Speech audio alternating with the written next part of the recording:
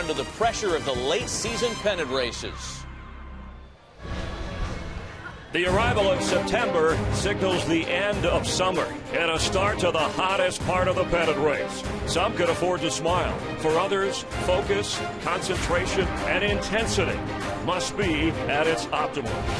Baseball in Washington like you've never seen it before. It's the Cardinals and the Nationals, the first-place Nationals hosting the defending World Series champs, and this is what's at stake. You see what's on the line, a sense of urgency inside of 30 games to play in the regular season.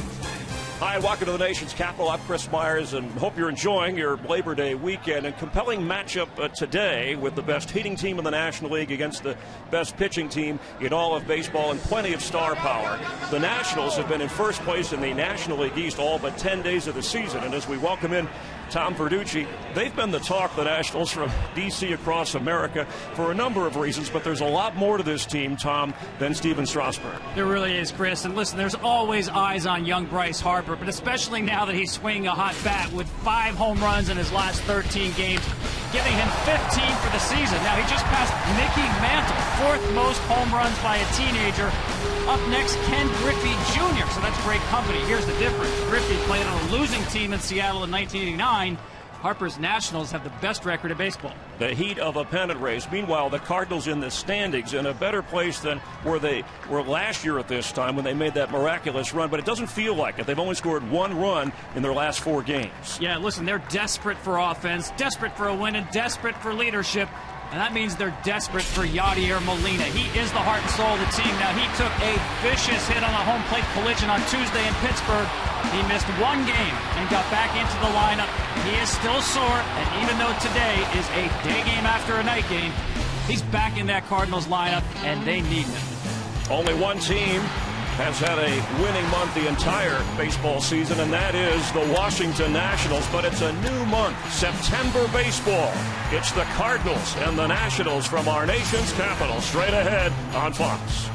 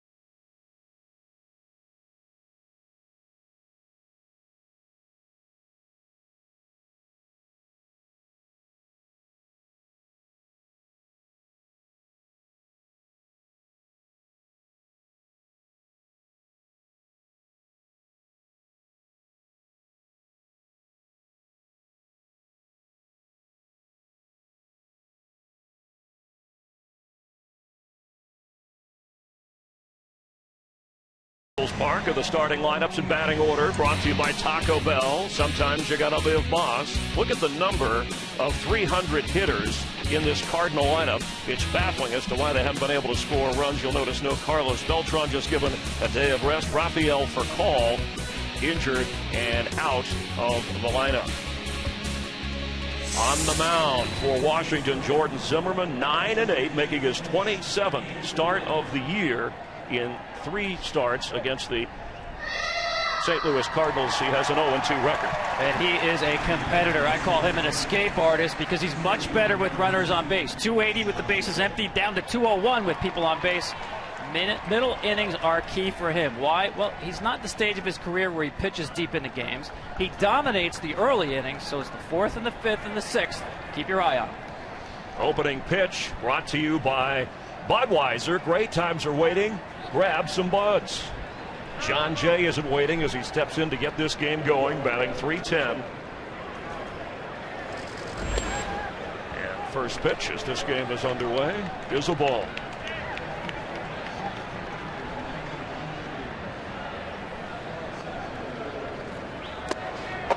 That one gets away.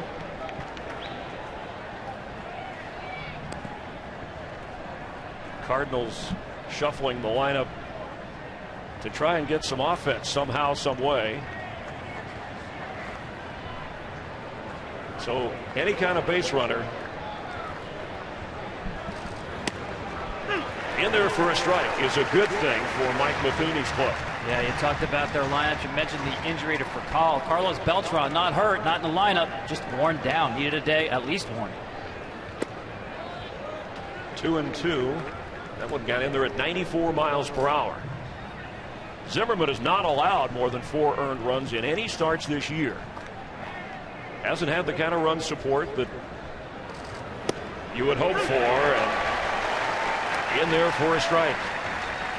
Otherwise, he'd have quite a few more wins. Trying to get his 10th victory. Fouled off. And already you see he's a guy mid-90s fastball. He's got kind of a short arm motion where that fastball gets up and in on hitters. Real good slider. He calls it maybe a baby cutter type. Doesn't have a huge break to it, but hard stuff mostly. Bouncer up the middle, and Jay works the count, and the Cardinals leadoff man is on. Defensive lineups are brought to you by Chevrolet. As we check the way the Nationals, one of the top fielding teams in the National League, play it. Desmond at short, Espinosa at second. Kurt Suzuki, the former Oakland A, behind the plate. Bryce Harper in center, the ex-Philly Jason Worth in right field. Matt Carpenter hitting second in the lineup with Jay at first. Throw over there. Yeah, and this, you talked about the struggles the Cardinals have had. 1 run in the last 4 games. If I'm Mike Matheny managing this team, I want to play this game aggressively early in the game. Set a tone. He's got a situation here where he can, in the right count, start a runner. 15 stolen bases for John Jay. And you've got a guy on the mound in Jordan Zimmermann, who is a premier strike thrower. Figure he will be around the plate.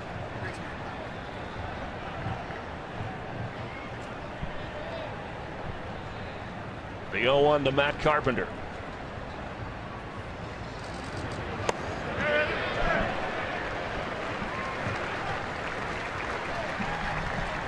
Carpenter had a foot injury. Doctors checked him out. The medical staff of the Cardinals are back in the lineup here tonight. Facing an 0-2 count with Jay at first. Throw over there. 3rd game of this series, and so far it's been all Nationals, and not much offense from the top offensive team in the National League, the Cardinals.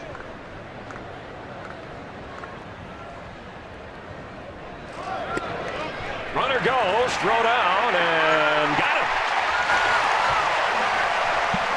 Kurt Suzuki up and firing. Yeah, it was a poor jump. It looked like his footing really wasn't great on the jump that he had. Perfect pitch to throw on, high fastball ahead on the count there. But to me, it was mostly about the jump or lack thereof for John Jay. He's actually turned into a very high percentage base stealer, but just didn't get a real good jump on this one. Under Mike Matheny, they've turned him a little more loose than Tony La Russa did last year. Part of that is experience. So now a 1-2 count to Matt Carpenter. Matt Holliday is on deck.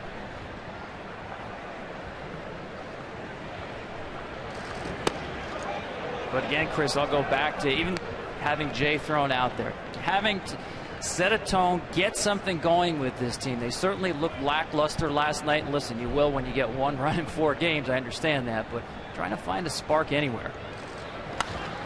Fouled off to the left.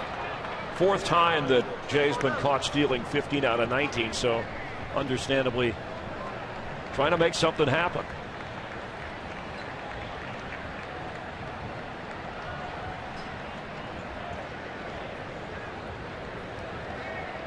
Jordan Zimmerman with a 2-2 count to Carpenter. And it's going to go full.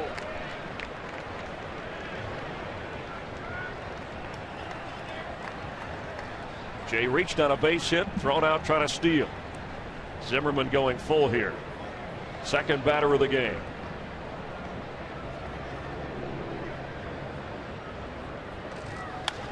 Held off.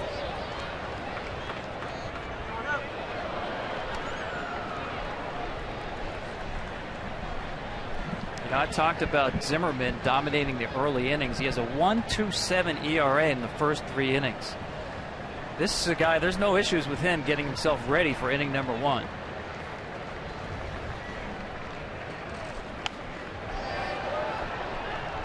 Feisty at bat for Carpenter.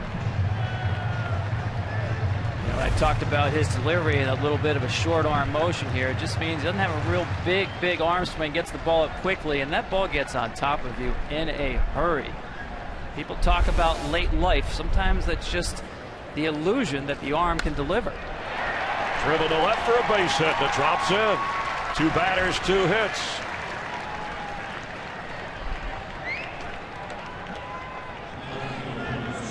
Nice job by Carpenter here going the other way on the pitch. Maybe a little more of the plate there than Zimmerman wanted, but you like the approach there with 2 strikes by Carpenter. Carpenter, one of the 6 guys in the lineup today for the Cardinals, batting 300 or better. And here's another one having an MVP type season. Matt Holliday. Look at that lineup. David Freese is just below 300. In there for a strike. 1 on and 1 out here. It's been strange to watch this week. I mean, you're talking about a team that, you said it, most runs in the league, best on-base percentage, highest batting average. They've run into good pitching, there's no question about that, but I think injuries and attrition. Carpenter not much of a threat to go here, especially with Holliday. Alan Craig, the cleanup hitter, would be next.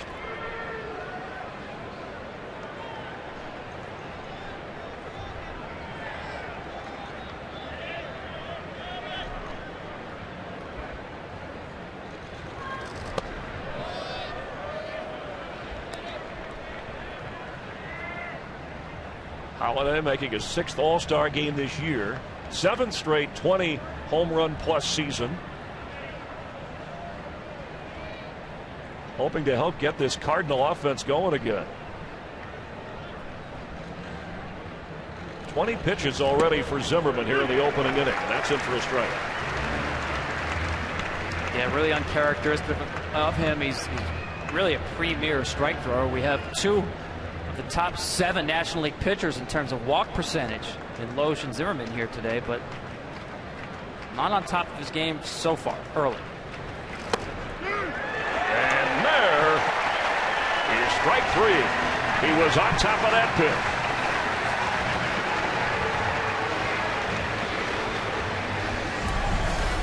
A nice job here with Holliday moving the ball around the plate. There's that baby cutter, that slider to start him off. Just misses with the fastball in. Back to the cutter away. No 2 pitches in the same spot back to back, and gets him out going back inside. Fastball's in. Sliders away. So here is Alan Craig now with 2 down. Carpenter remains at first, and that's in for a strike.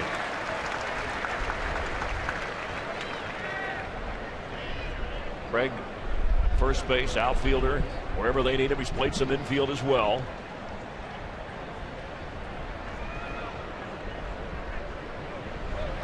Fouls that one off. 20 home runs, has driven in 71. In right field today for the Cardinals as they shuffle the lineup. Yadier Molina, you call him the heart and soul of this Cardinal team, Tom, is the on-deck hitter here with 2 down and 2 strikes. He's as tough as they come. There's no question about that. Really not a surprise in the lineup today. Fouled off. Zimmerman ahead of the hitter, following a strikeout. Try and get out of a long inning. A little humid out there today. First day of September. And the Cardinals realize the sense of urgency. Outside. I think today's the first official day of the pennant race. No longer can you say it's early. You can't say wait till September. Baseball is a marathon. Not anymore. Today it's officially a sprint. Even Mike Matheny said, I've been standing on that soapbox saying we haven't played our best baseball yet. I don't want to sound like the village idiot. It's time to do that. At third, Ryan Zimmerman will be out. So Jordan Zimmerman struggles a bit but gets out of it. The first place Nationals with Bryce Harper at the top of the order coming to bat.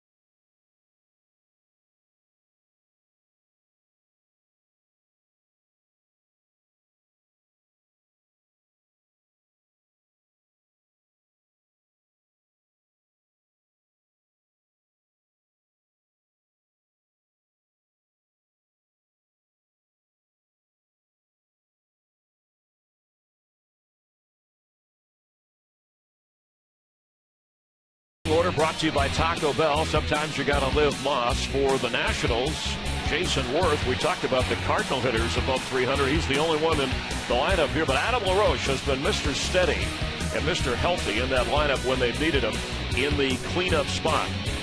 And the Nationals, the 4th best hitting team in the National League. Facing Kyle Loesch, who has not lost since June 15th in 13 starts, going 8-0 during that time. Jason Worth, the 6'5" leadoff man, is in there. Well, get used to those. First pitch strikes. That's what his game is all about, and he'll throw any pitch. Fastball, curveball, slider, changeup. And net worth, no, that's not spelled wrong. It's about Jason Worth, who owns him. 6 for 14 with 3 home runs. And a guy who takes a lot of pitches but could produce at the top of the lineup. At third, nice play by Freese. And David Freese gets Worth for out number 1. Yeah, and I asked Kyle Loesch about Jason Worth, and he said, you know what, sometimes he's patient, sometimes he's aggressive. And here on the second pitch, good swing and off-speed pitch. Nice play by David Freese to take care of the first out. Loesch at age 33, looking for his first 15th win, which would match his career high back in 2008, which was his first year with St. Louis. Here is Bryce Harper.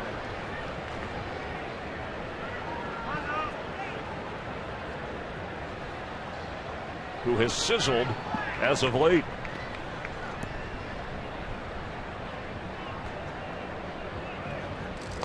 Up there bunting. Mentioned it was a warm day on September 1st. Still feels like summer. 91 degrees. The humidity feels like it's more than 46%, especially for Jordan Zimmerman, who threw 27 pitches. Yeah, if you're going to have that kind of pitch workload, yeah, it's going to seem hotter. Remember, Zimmerman now is past his innings from last year, so he's in uncharted territory in terms of workload. Coming off that surgery, which we will address. Everybody's been talking about across the country. Swung on, missed. Harper with a couple of homers Wednesday in Miami, and then another one here Thursday against the Cardinals. 8 runs batted in his last 3 games, after he had just 8 in the previous 30. But boy, the teenager can excite a crowd and light up a room.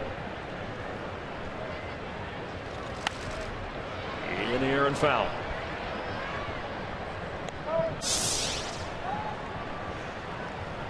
There you see the numbers there, and obviously he had a little bit of a downtick there right coming out of the All-Star break. You know, the length of the season, young player, but you mentioned it, lately on fire. 8 hits or 8 RBIs in his last 3 games with 3 home runs.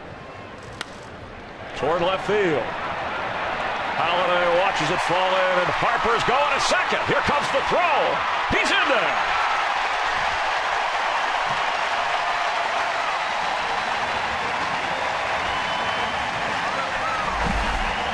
This, to me, is the definition of Bryce Harper. It's the adjustment he makes at the plate, gets his changeup there coming off the fastball, stays on it.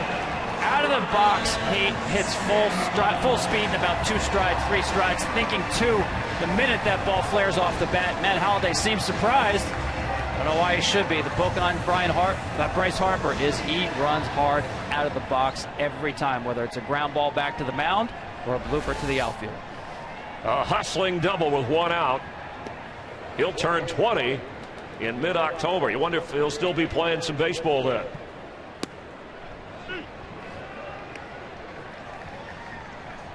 So here is Ryan Zimmerman batting .282, 17 homers. He's driven in 69 runs.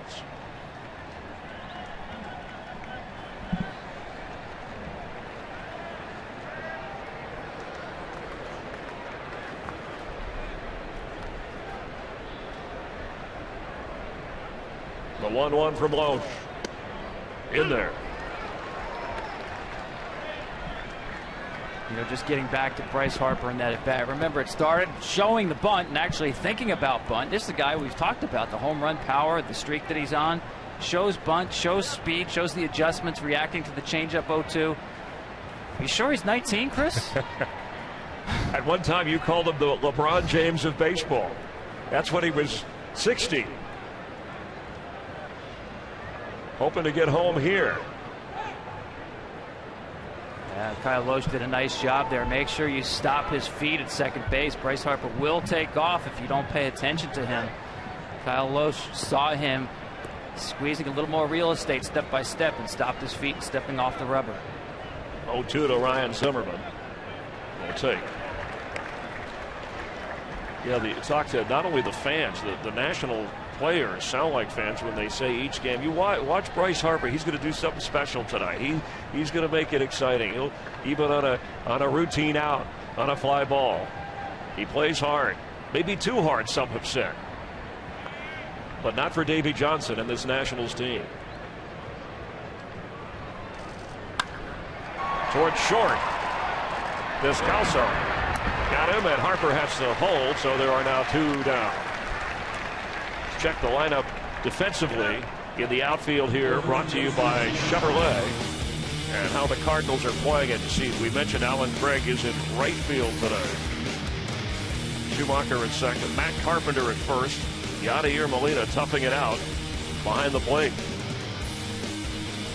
And it's tough going down the stretch without a real veteran steady presence at the shortstop position, but they will have to make do without Rafael Furcal. Nice play there by Descalso. So here's Adam LaRoche.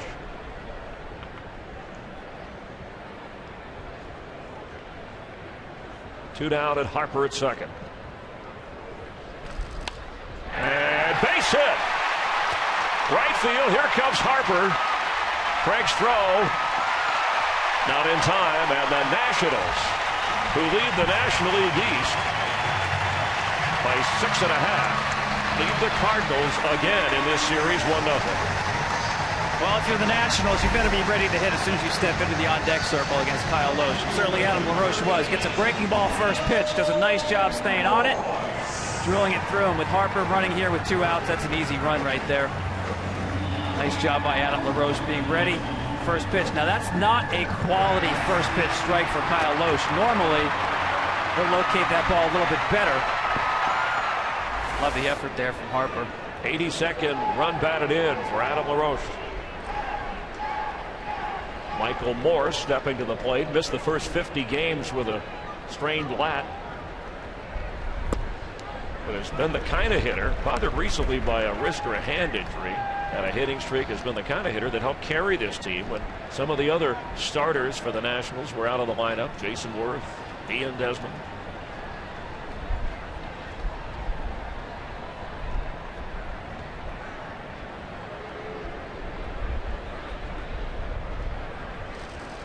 Runner at first takes a few steps.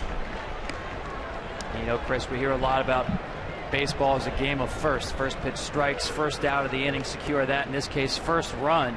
Very important for any team, especially Washington. 57-16 when they score first. 781 winning percentage, the best in baseball. It's got a lot to do with the bullpen, yes, but I believe the starting pitchers as well, and the way they make leads hold up. Nationals a throw down to first. Roach gets back over there. Michael Morse batting .287.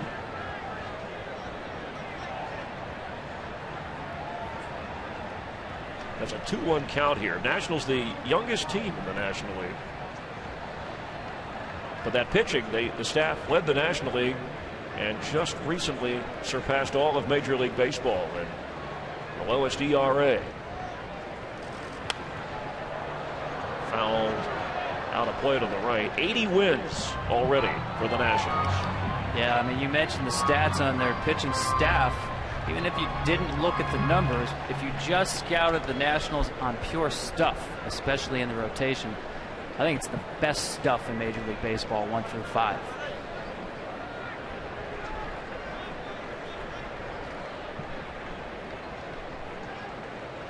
Two-two pitch.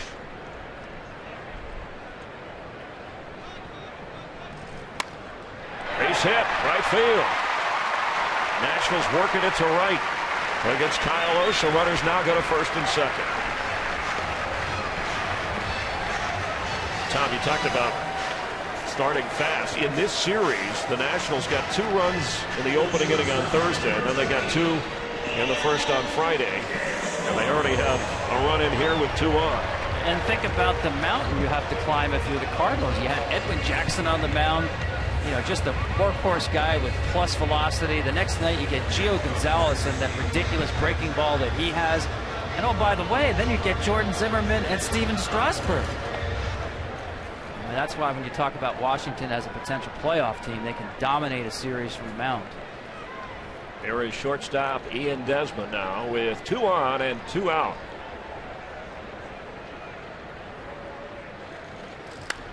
Driven toward left field, and for Ian Desmond is caught on the track.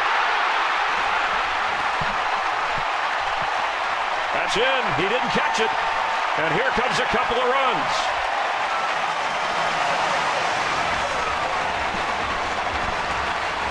Looked like Holiday was going to haul it in. It looked like he tracked this ball well off the bat and got there, just didn't follow it into the glove. Long run for Holiday, ball back toward the wall. Just whiffs on it. It hit his glove. Not a particularly difficult sky. We do have cloud cover here. You see him with the glasses on. That's an E7. They're going to give Holiday the error. So LaRoche and Morse in to score, running with 2 down. Instead of being out of the inning, it's now a 3-0 game.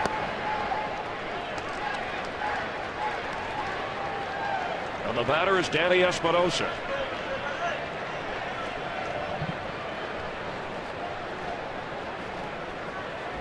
Boy, if you're the Cardinals, you really have to fight the feeling right now. What else can go wrong? Towards short. Trouble does. Scalzo safe. And there's your answer. It does go wrong again.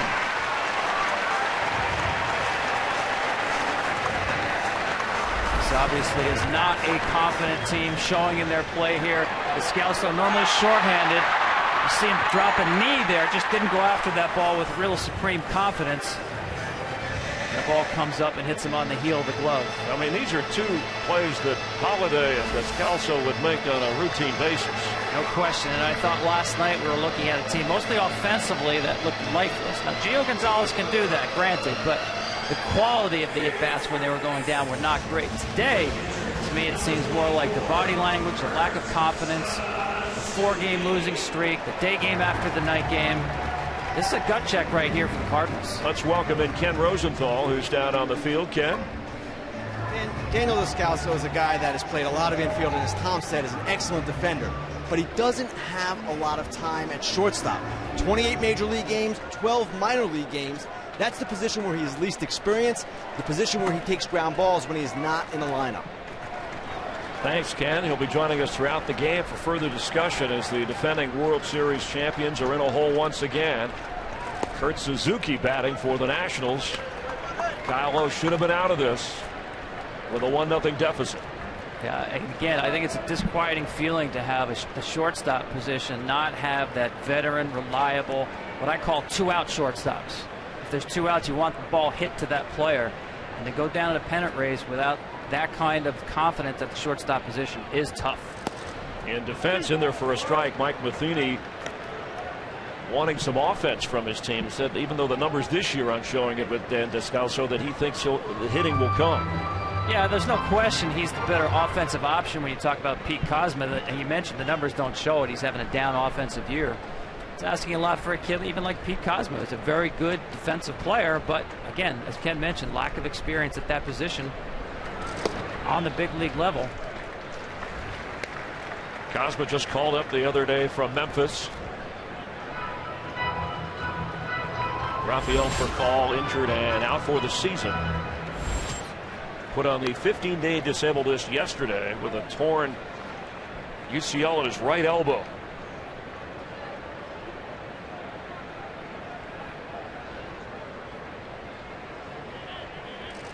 Fouled off. 2 errors in the inning by the Cardinals.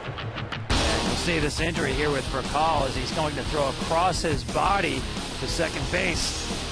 And after he throws the ball, he just winces in pain. He tried to make a couple of throws, and he knew right away something was wrong. Tried to make some practice throws here, but watch that reaction.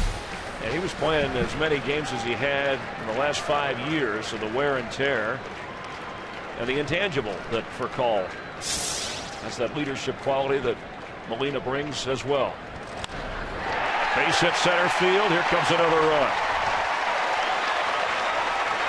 Suzuki driving in a run, and it's 4-0 Nationals.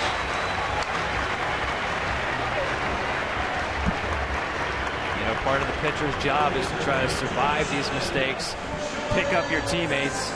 Like Kyle Loesch actually made a nice pitch there. A nice piece of hitting on a 2-strike count to put the ball in play. bring home another run. I mean, for Loesch, his ERA in those last 13 starts has been just over 2. And of course, the lack of defense has put him in a further hole here. Foul ball. Jordan Zimmerman up there batting, facing his counterpart on the mound. That's always a good day as a starting pitcher if you get to bat in the first inning, Chris. And your team is in first place on the first day of September. Nationals try to repeat to themselves, as young as they are. We haven't done anything yet, but what we have done, we like so far. This is a guy who basically has forgotten what it's like to lose a game. More than 2 months since he lost a game.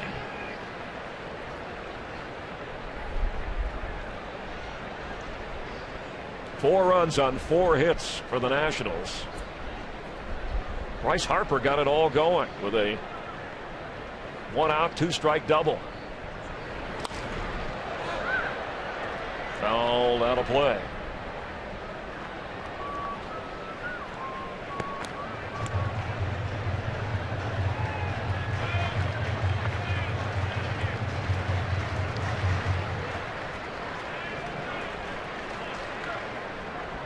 Cardinals haven't shown it lately with their offense, but leading the National League in runs and batting average. They are a capable team, getting hot and scoring, and that's what they're going to have to do to rally.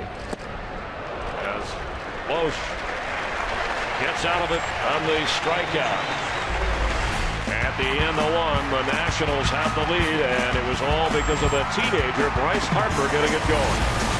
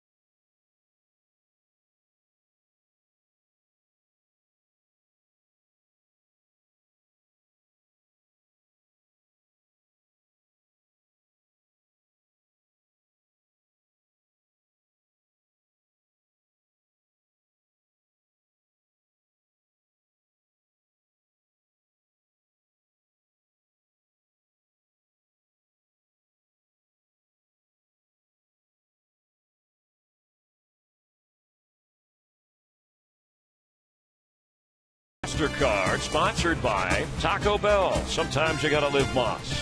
And by Jeep. Tom Verducci, Ken Rosenthal, Chris Myers. Hope you're enjoying Labor Day weekend baseball on Fox as Jordan Zimmerman throws his 28th pitch to start the second inning. Kyle Loesch threw 28 in that opening inning. 3 of the 4 runs he gave up were unearned. Here is Yadier Molina.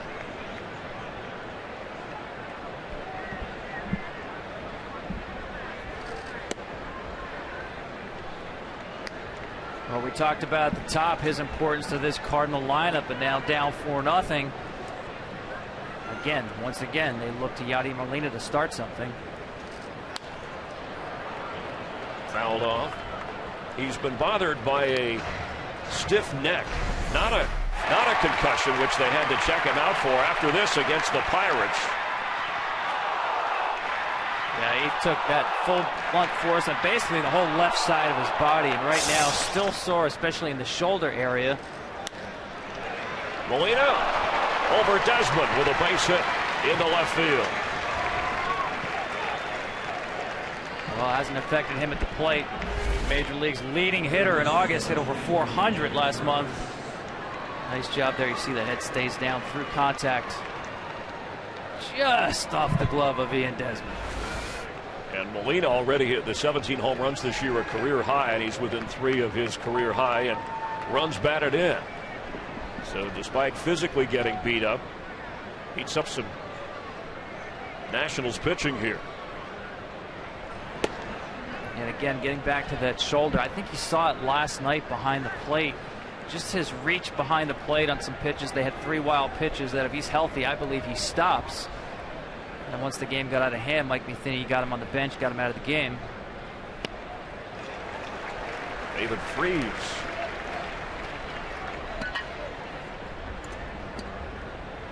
World Series and League Championship Series MVP, played in all 18 postseason games, having to play a lot of games this year. Fouls that off.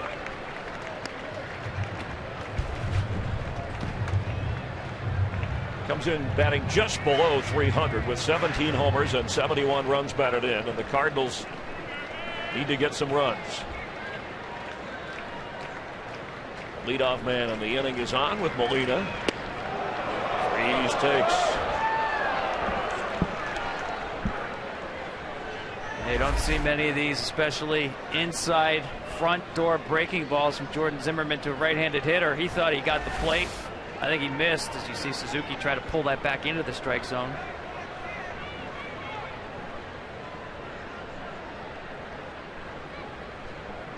A 2-2 pitch. Fouled off.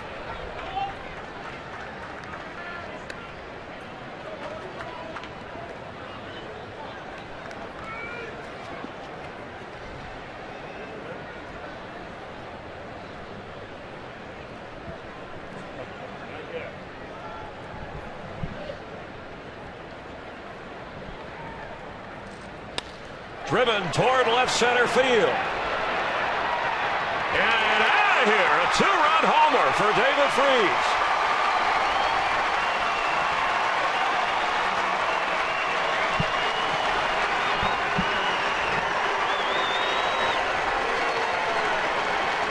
Well, Chrissy went back to the same pitch that he thought he had him struck out on. That breaking ball inside part of the plate. This one got more of the plate, too much of the plate. David Freese puts a great swing on this ball and drives it out in the park to left center. 18th home run of the season for Freese, and they already have more runs in this inning than the previous 4 games. Well, that's a nice response after an ugly, ugly bottom of the first inning. Molina and Freese combined to put 2 runs back on the board. Skip Schumacher steps in. He's been a member of the Cardinals since 2005. Jared Michael Schumacher. And in there for a strike. So nobody out yet here in the second inning. Cardinals cut the Nationals lead in half. Swung on, missed. Let's get a DirecTV game break and check in with Matt Vasgersian. Hey, Matt. Hey, Chris, in the NL East, Tim Hudson making his 399th career start, and he trails early at home on a John Mayberry RBI single. Hey, don't count the Phillies out. 8 back with 30 to play. It can happen. NL wildcard race is still alive. A reminder, if you call yourself a sports fan, you got to get DirecTV. Call 1-800-DirecTV. Chris and Tom, back to you guys. Thanks, Matt. Don't count Davey Johnson knows, don't count the Cardinals out. I love the optimism about the Phillies, and you know, you can bring back to the 2011 Cardinals. Anything's possible after what they did last year. Well, some of the Nationals last night, after they won the game, they were gathering in the clubhouse watching the Phillies rally against the Braves, and scoreboard watching in September in Washington, D.C. Great time of year, especially here in this town. They haven't seen postseason baseball since 1933. I don't think they had any high def back then to follow the pennant race. No TiVo, DVR. As Daniel Descalso is in a 2-2 count with one down and a 4-2 Nationals lead here in the second. David Freese giving St. Louis some offensive punch they needed. Fouled off.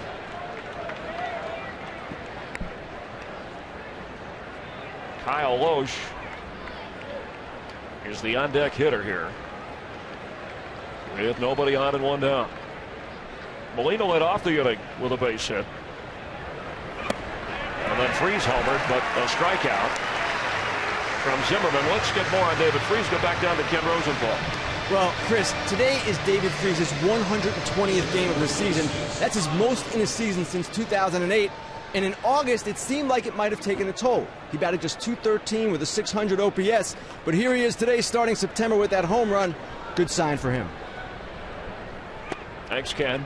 We talked a little bit about the age and injury and the wear and tear of the Cardinals. You know, when you put on a run like they did last year, as remarkable as it was, and I know it's a new season, emotionally it can have an effect on a team. There can be some carryover there in a negative way sometimes. Oh, I think it's a great point about the load that Freese is going through, really for the first time in his career with this many games. Carlos Beltran, 35 years old. Rafael Furcal, 34 and now hurt. Lance Berkman missed most of the year, 36 years old. Those were some of the questions about this Cardinal team coming into the season. First half of the season, it was no problem whatsoever. Beltran was an all-star. Furcal played great, hitting over 300 the first 2 months. Age has caught up with them in the second half. That's fouled off. 2-strike count here. And as some of the Cardinal players were telling me, including Kyle Loesch, we know what we did last year. We can't lean on it, but the experience says it's possible, it's capable. But it's a whole new year. Different dynamic, and that's bounced towards second. And Espinosa will get the out. So we're going to the bottom of the second. Here in Washington, D.C., the Cardinals have responded, but it's a 4-2 Nationals lead.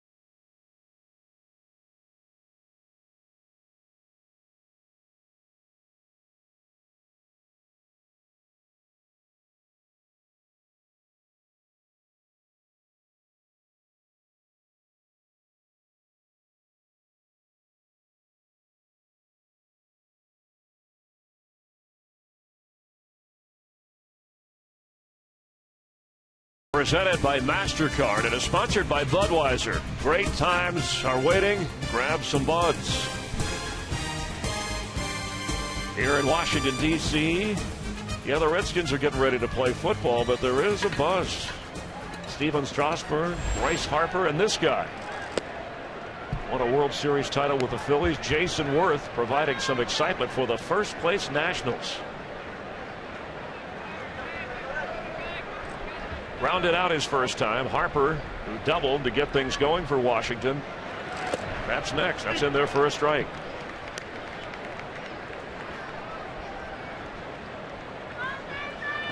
Worth in the leadoff spot. Hadn't really batted there quite a bit, but Davey Johnson said, I'm not fooled by his height. He takes pitches, he produces runs, and I'm going to put him there, and it's worked well with Harper right behind him. Yeah, he's having a nice little, how you doing? With the umpire right there. I think he didn't like that pitch that was off the plate there, but yeah, if you covered up his height and you looked at everything else about Jason Worth, you'd love him as a leadoff hitter. He takes as many pitches as anybody in baseball, draws walks, runs the bases well, and hits for power. Davey Johnson resuming the argument here. Yeah, standing at 6'5", and is it really worth it at this stage of the game, or you just I was going to say Wally Bell was in for an easy day because of the two starting pitchers, but Jason Worth thinking that ball was outside. Molina's as good as there is at framing pitches, kind of stole that one for his pitcher. Our umpires for today, Bell behind home plate. Worth said his mentality doesn't really change as a leadoff hitter or hitting anywhere else since he was 8 years old. His father said, get up there and swing. Don't take pitches, or take enough until you get the one you want. He averages about 4.5 pitches every time up. Looking at him, watches that one. Yeah, and he's a great two-strike hitter, the best two-strike hitter in baseball this year. He's a great breaking ball hitter as well. So getting deep into counts, getting 2 strikes, not a problem for Jason Worth.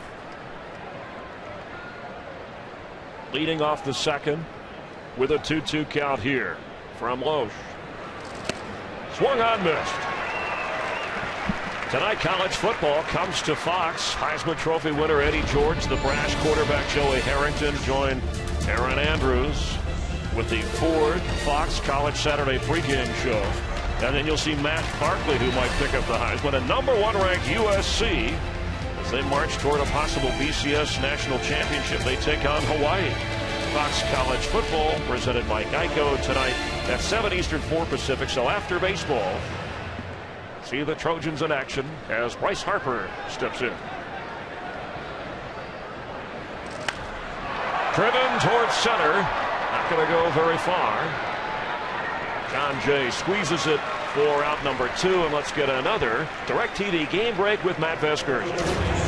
Chris, Phillies and Braves, we reiterate, don't count the Phillies out. Now 2-0 Phils on a Jimmy Rollins solo shot. If you call yourself a sports fan, you got to get DirecTV. Call 1-800-DIRECTV. The Braves trying to avoid their 10th loss in their last 14 games. Tom, we couldn't possibly be witnessing another 2011-like September in Atlanta, could we? Oh, Matt, don't even bring that up in Atlanta. I don't think they're over last year yet. But you have to believe, Chris, that's got to be in the back of the minds of Freddie Gonzalez and the crew there in Atlanta. 2 wild card teams this year. As you look at the wild card standings, the Cardinals actually would have gotten in last year as a second wild card as well, and they're clinging to that spot at the moment, but things are tight. I think it's a September like nothing we've ever seen before. We really don't know how this is going to play out. We do know that if you're in first place, such as the Washington Nationals, you have to play the season out. You can't start resting people, conceding some games just to get your people ready for October. You want to stay out of that one-game wild card shootout where anything can happen. A bad call, a bad bounce, a bad break here, and you're home, and you're done.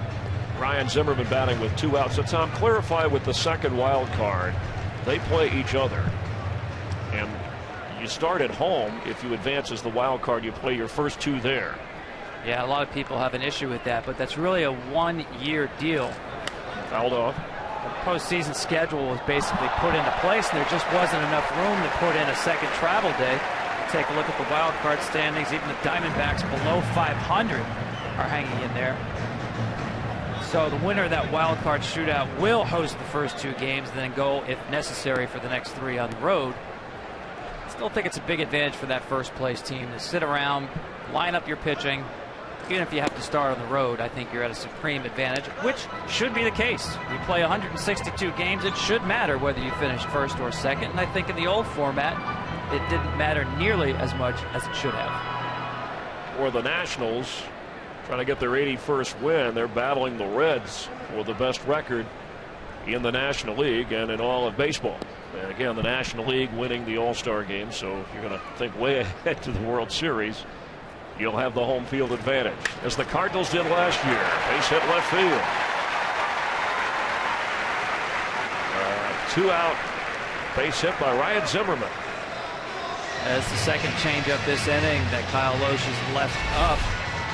You see this pitch here. He wants to get it down and gives Ryan Zimmerman a real good look at it. He's really come around the second half of the season. Had a lot of shoulder difficulty early in the season. Wasn't close to being the same kind of hitter. I think he still has some issues with that shoulder, especially throwing, but offensively he looks like he's back to the Ryan Zimmerman of all-star level. So runner at first with 2 out, and here is Adam LaRoche, who got things started with an RBI single to get Harper home in the opening inning when the Nationals scored 4.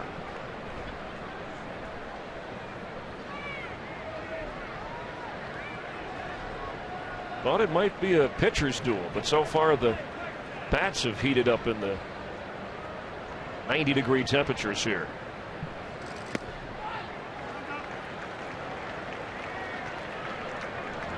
LaRoche leading the Nationals in home runs and runs batted in,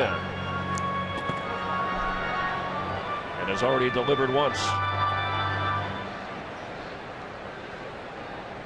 Ahead in the count.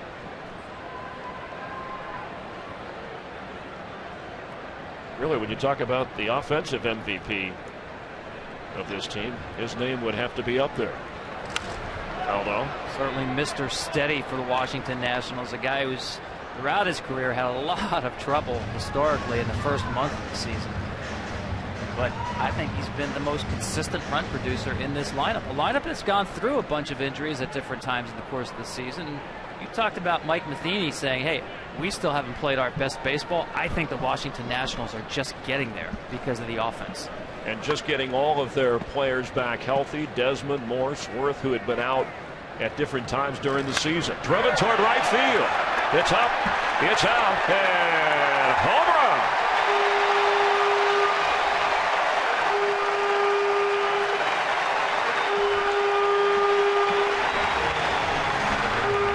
Adam LaRoche with home run number 24.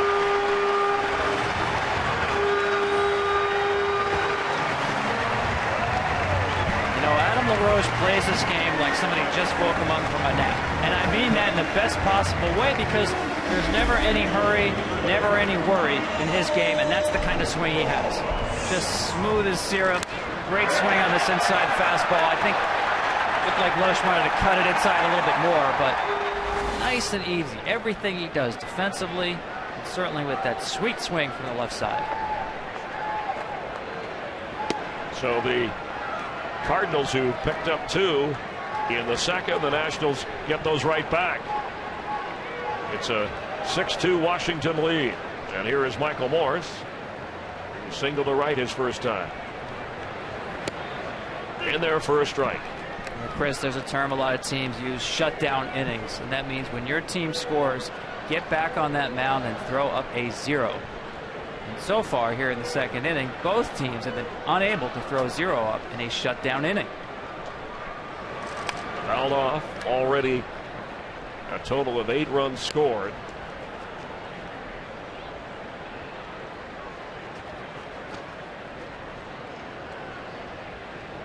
Good crowd here at Nationals Park, seeing if their team can win 3 straight against the Cardinals. Got him. Strike 3.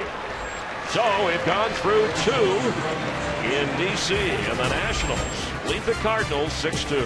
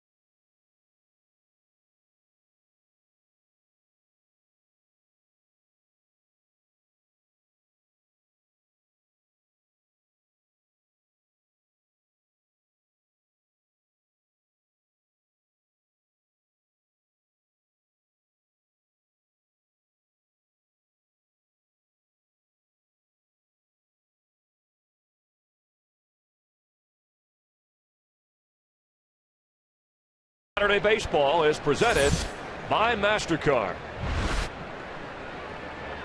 Top of the third, John Jay, who singled but was caught stealing, leads off for the Cardinals, and Jordan Zimmerman delivers the strike. Steven Strasburg will pitch tomorrow for the Nationals. 2 or 3 starts left, according to his manager. 150 and a third innings. And again, Jordan Zimmerman is really the model, coming off Tommy John surgery. They shut him down last year at 161 and a third to be exact. That's about the neighborhood where they wanted Steven Strasburg. And it's not as if Zimmerman is the only one. Mike Rizzo, the general manager, told me the Nationals have done this with Tommy John patients about 6 or 7 times in their system.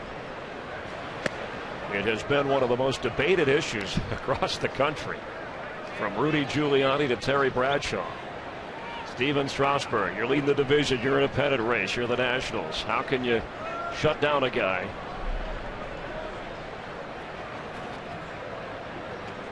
Where's duct tape when you need it, Chris? And looks like our home plate umpire, Wally Bell. It's not that he's a fan of a concert. He's got some fan heckling him. Foul ball, and whoops. Want to make sure the sign is secure, so it's not necessarily a fan giving him a hard time. Anyway, it's good publicity for Dierks Bentley.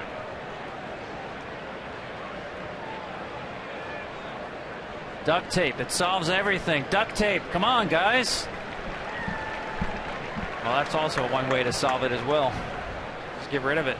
Fox Saturday Baseball next week. 3 games in all figure in the playoffs. Adrian Gonzalez, the New York Dodgers in San Francisco. Those National League West leading Giants. Now they're trying to get back into either the division or wild card race. And that's driven toward left for a base hit.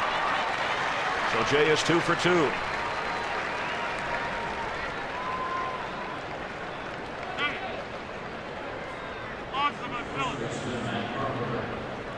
Matt Carpenter, who singled his first time, steps in.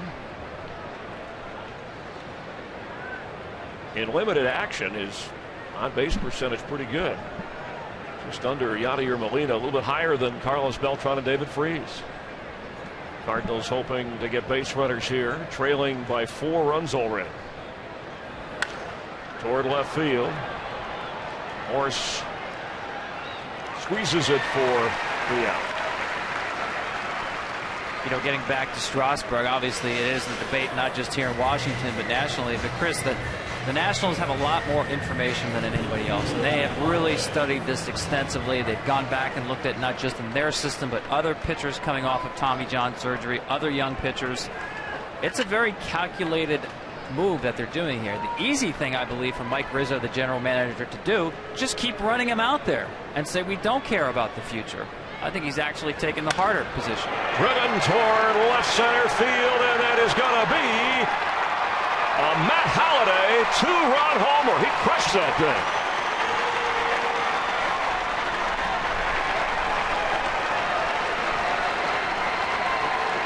Home run number 25 for Holliday. Remember, it was his miscue that opened the floodgate in that first inning for unearned runs.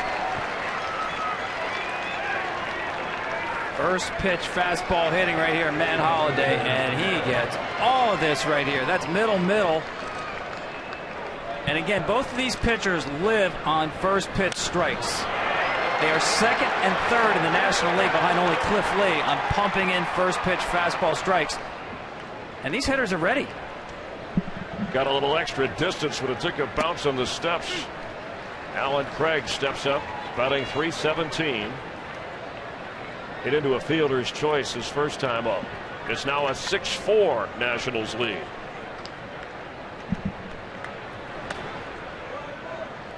Oh, we're now officially 0 for 3, looking for a shutdown inning. You're looking for somebody to say, okay, let's put a stop to this, throw up a 0 on the board. We'll come back to our Steven Strasburg conversation, and as you said, it relates to what the Nationals have done with Jordan Zimmerman. He's exactly a year and 3 weeks ahead of where Strasburg was in terms of you have the surgery and then you pitch and then you juggle the innings. You know, I talked to Jordan about what it was like towards August of last season. And he said actually even during the course of this season, very up and down, very inconsistent in terms of how he felt out there. Much more consistent this season. And I think the inconsistency is what you're seeing out of Steven Strasburg a little bit here in July and August. It's to be expected coming off of Tommy John surgery. The 2-2 count here with one out and a 2-run game.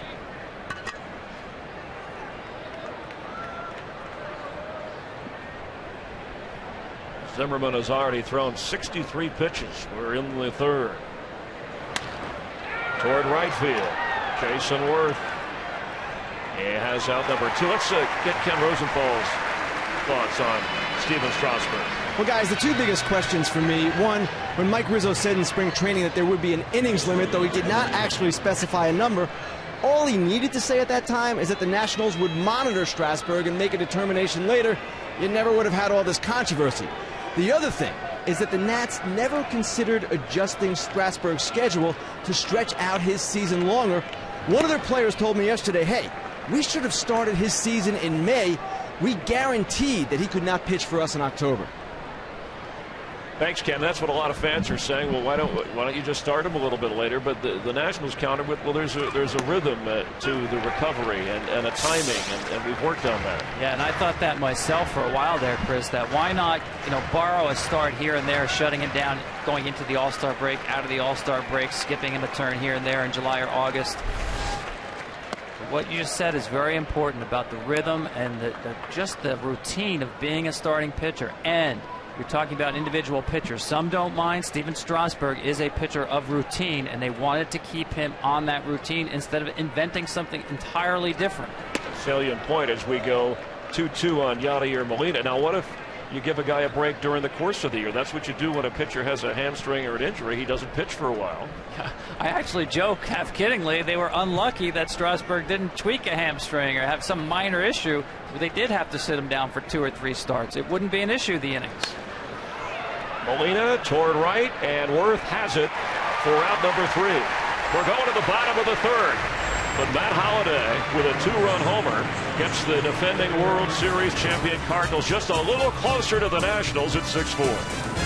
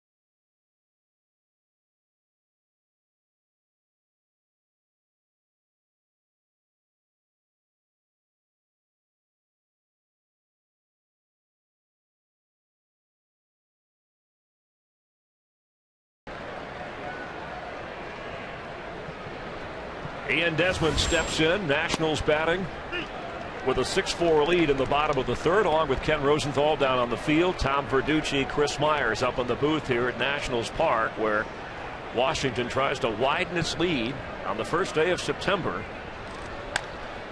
Bouncer that is gobbled up and thrown out. Schumacher got him. Trying to widen its lead in the National League East. We welcome in Chris Carpenter, part of that Cardinals staff that put on the amazing run last year. What a performance by Chris to help to the World Series. But this year the story, Chris, has been the surgery and the fact that many thought you might not be able to pitch again this year. Can you give us an update? Yeah, it's been a long year, a lot of frustration, but that stuff that happens with this game. And right now I'm feeling better. I had a surgery about a month and a half ago. We're moving ahead quickly, and I've gotten my strength back, and so far everything's good. So hopefully we can continue to progress the way we're progressing, and get a chance to come back and pitch. Well, Chris, you took a big step yesterday getting on a mound, throwing to hitters. It looked like your stuff was really good, breaking up some bats of your teammates, as well as breaking off curveballs. As we see the pop-up behind the plate, Yadi Molina taking care of it. What does that mean for you if you can gauge where you are in terms of stuff and health about the possibility of pitching at some point this September? Yeah, I mean, like I said, yesterday was a big step. I'm going to do it again beginning of next week, and we'll keep moving forward. But again, we're not going to be stupid. We're going to make sure we do the right things. And right now, we're going into it. It was important for me to pitch next year, but if I have an opportunity to pitch this year, I'm going to. After Espinosa popped out, here's Kurt Suzuki. Chris, Mike Matheny referred to you as one of the leaders on this team who speaks up when necessary at the right time, given your situation and where the Cardinals are. How do you best describe the situation for this Cardinal team? Well, we got to keep pushing. We've had a rough last 4 games. Obviously, today hasn't started the way we wanted it to, but we're in a good spot. We've been playing consistently well up into the last 4 games. So we started off the road trip good. This was a tough series or tough trip for us. We were facing some pretty tough pitching, and these guys that we're facing here can put you in a slump in a hurry. These guys, they got a bunch of good pitchers here. It's just everything's kind of not working our way all at once. We're not pitching well, we're not defending well, we're not hitting well. So hopefully we can turn that around today, come back and win a game, and come in tomorrow and get another one before we get out of here. But these guys here are going to continue to battle. We got some injuries, but we got a good team. Well, this is September, and I wouldn't say panic, but as Mike Matheny said, this is the time to step up, Chris, and you know what this team has from what it did last year. How much can you lean on that, or what can you use from that to take it forward? You definitely can use that.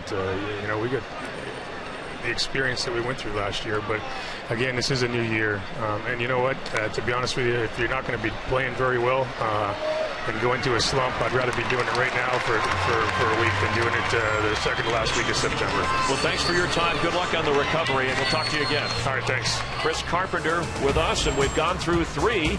Cardinals will bat trailing by 2.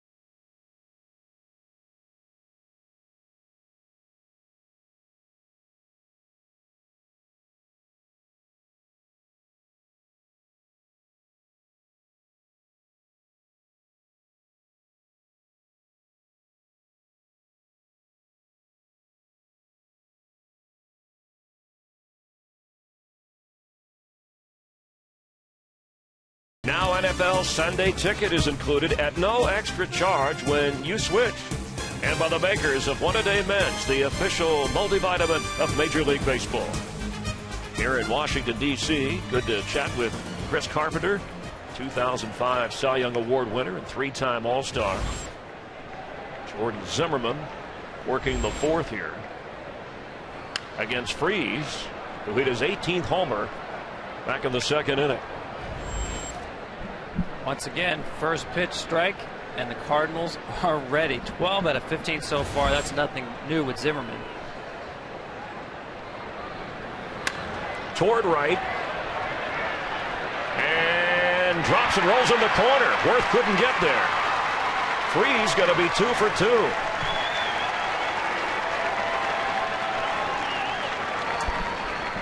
Well, that swing looked familiar to Cardinal fans, didn't it? Oh, Game 6 of the World Series last year, going the other way. They're hoping for something magical to spark this team. Trying a 4-game losing streak. Already the offense has been better than it has been in the last 4 games. And now Skip Schumacher trying to move the runner over or get him home.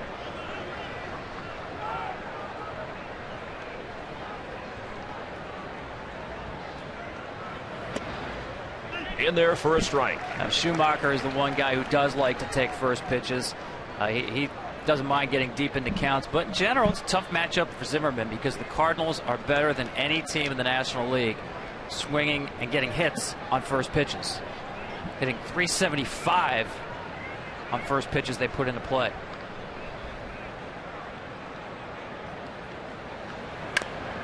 Freese watches that go foul. Schumacher had 2 different stints on the disabled list earlier this year. Had an oblique and a hamstring. But a productive bat. Torrance, California, and UC Santa Barbara.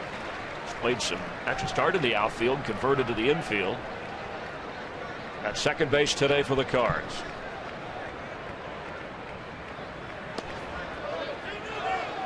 Stays around the plate for Suzuki.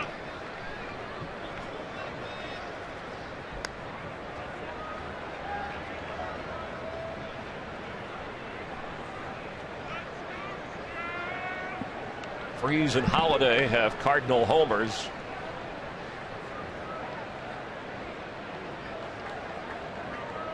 And Cardinal errors have contributed to the 6 runs on the board as that is floated towards short.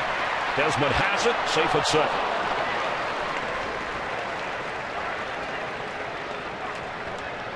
Hey, you see Zimmerman just blow up the bat right here. Schumacher getting this ball to ride in on his hands. Schumacher's doing the best that he can to try to hit this ball to the pole side to move the runner over, but he gets in his kitchen right there. Freese recovers in time to get back, avoids a complete disaster, and now Daniel Descalso. When you talk about someone who needs a hit with a runner in scoring position, there's only 6 of those all year. 6 for 62 with runners in scoring position. And that's fouled off right away. Most of his starts have been at second base, but also at third base. A little bit at first, but shortstop with Furcal on the injured list and assuming out for the remainder of the season.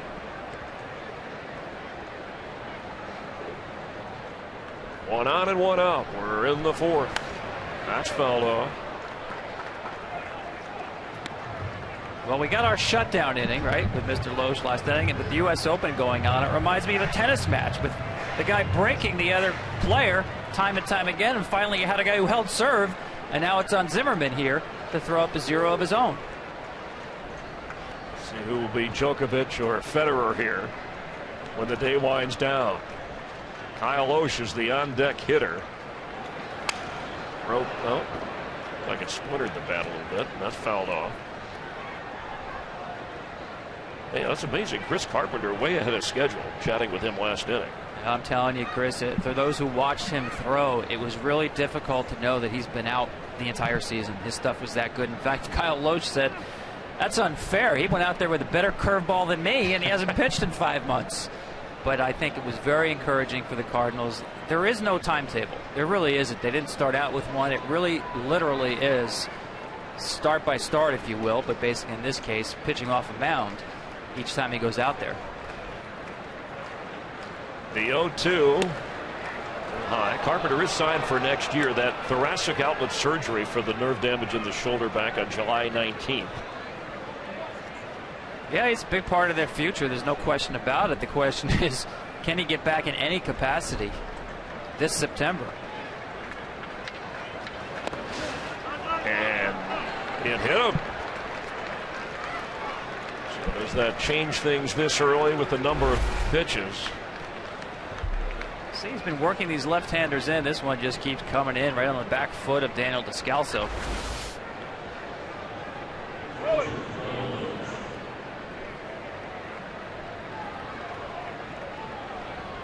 Runners at first and second now with one out, and they'll have a little meeting on the mound for Zimmerman, and Kyle Loesch maybe in a bunting situation. One of the most famous bunts in Cardinals history, going back to that Game 6 last year. Remember, the Cardinals were out of position players in this game. He gets up there, down 2 runs, 10th inning, moves the runners up with a fantastic bunt.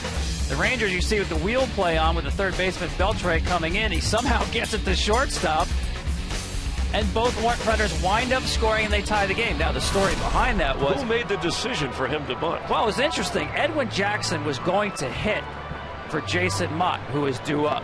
Jackson being the best hitting of the Cardinals pitchers. But with 2 runners on base, it became a bunt situation. And Kyle Loesch is considered the best bunter on the team. It was Albert Pujols who went to Tony La Russa and said, Tony, I think we should have Loesch bunt instead of Jackson. Tony said, you know what, it's a good idea. Loesch was just standing there doing nothing, had 30 seconds to get up there with a bat in his hands. And he told you it was an advantage not to have time to think about it. And look at this bunt in the air. Zimmerman has it for the out. Well, he's angry at himself, and he should be. He is a good bunter. He has 11 sack bunts this year. That's part of being a major league pitcher, helping yourself getting this ball down. Well, you got to give Zimmerman a little credit, too. He knows what Loesch wants to do when he's up there, and he's going to pitch him that way. Yeah, and good job by Zimmerman, you know, throwing a high fastball. It's tough to get the bat on top of that one. But I thought that was an incredible story. I hadn't heard of it before. Kyle Loesch told me about that Albert Pujols, you talk about a guy who's in the game, is going to the manager and saying, wait a second, let's put up the better bunter now. Edwin Jackson being the better hitter, Kyle Loesch the better bunter, and it turned out to be a huge play. And, of course, Tony La Russa, the thinking man's manager, the strategist. And we got another hit batter. Once again, the ball riding in, this time on a breaking ball to the left-handed hitter. Those first pitch strikes are one thing, but hitting a batter may be another, as John Jay goes to first base, and they're loaded now for Matt Carpenter. Carpenter has a single and a flyout so far. It's an opportunity to tie the game or maybe take the lead.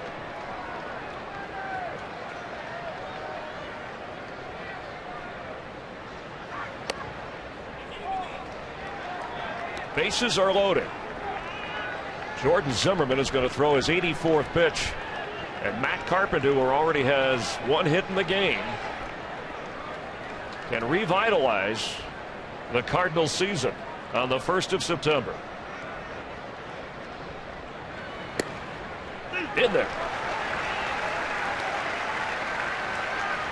And this is a big pitch coming up right here. Obviously, it's a big at bat, but to me, there's no pitch that swings an at bat more than the 1-1 pitch, be it a ball or a strike.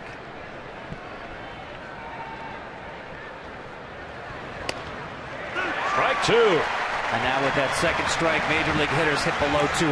The advantage swings enormously to the pitcher right here. You mentioned the pitch count. A lot of these pitchers have been thrown with under stress with runners on base out of the stretch. He's got to find a way to execute here, knowing that fatigue is becoming a factor.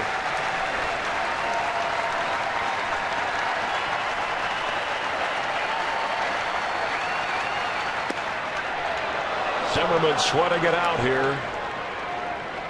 The count is 2-2. The bases are loaded. work in the Cardinal bullpen. Matt Holliday, the on-deck hitter.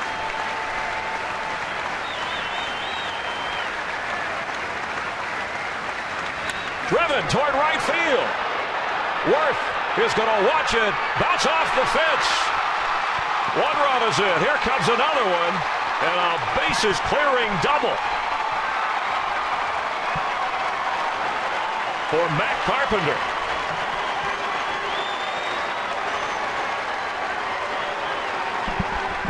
Again, it's one of the harder things to do. When your pitch count runs up within an inning, looked like a cutter there on the hands, just didn't get in enough on Carpenter. But trying to execute a pitch when you've been under duress throughout the game, but especially in this inning. That's why when we talk about innings, whether it's Steven Strasburg or Jordan Zimmermann, not all innings are created equal. There are innings and there are stress innings, and this is a stress inning. Matt Holliday batting, crushed a first pitch home run his last time up, his 25th, but what a clutch performance from Carpenter with 2 strikes. Terrific at bat. Got deep into the count. In the Nationals bullpen, Craig Stammen is getting loose. This will be the 89th pitch for Jordan Zimmermann, who ranked 2nd in the National League in ERA coming into this game.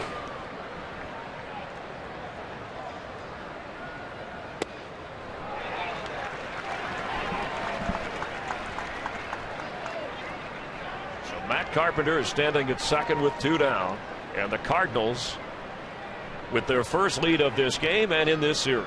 Yeah, that was a better executed slider right there on Holliday. Had a little more bite than the one he threw on Carpenter, cutting it in on his hands. See if he goes back there.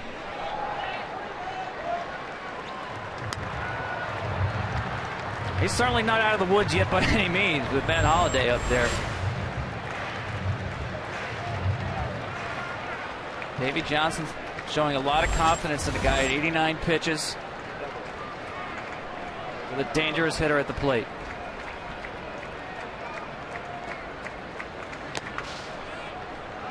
Well, the Nationals had their 5-game losing streak, but snapped out of it.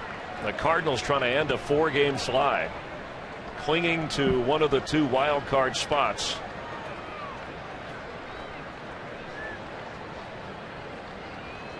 Jordan Zimmermann certainly didn't expect this. Not the way his fellow national pitchers had handled the Cardinal bats in the first 2 games of this series. The 2-2. 92 pitches now, and he's gone full with Carpenter.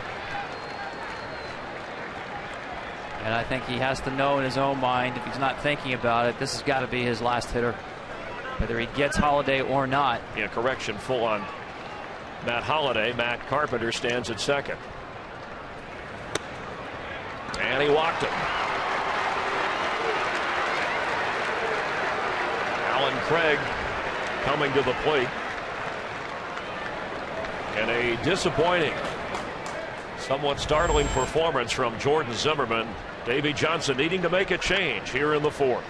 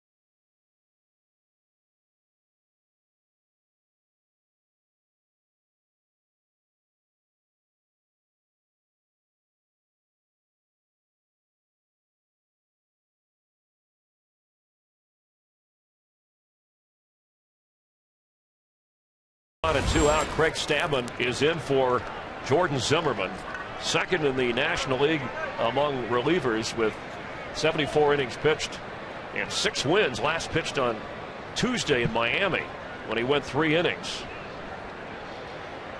and allowed 2 earned runs.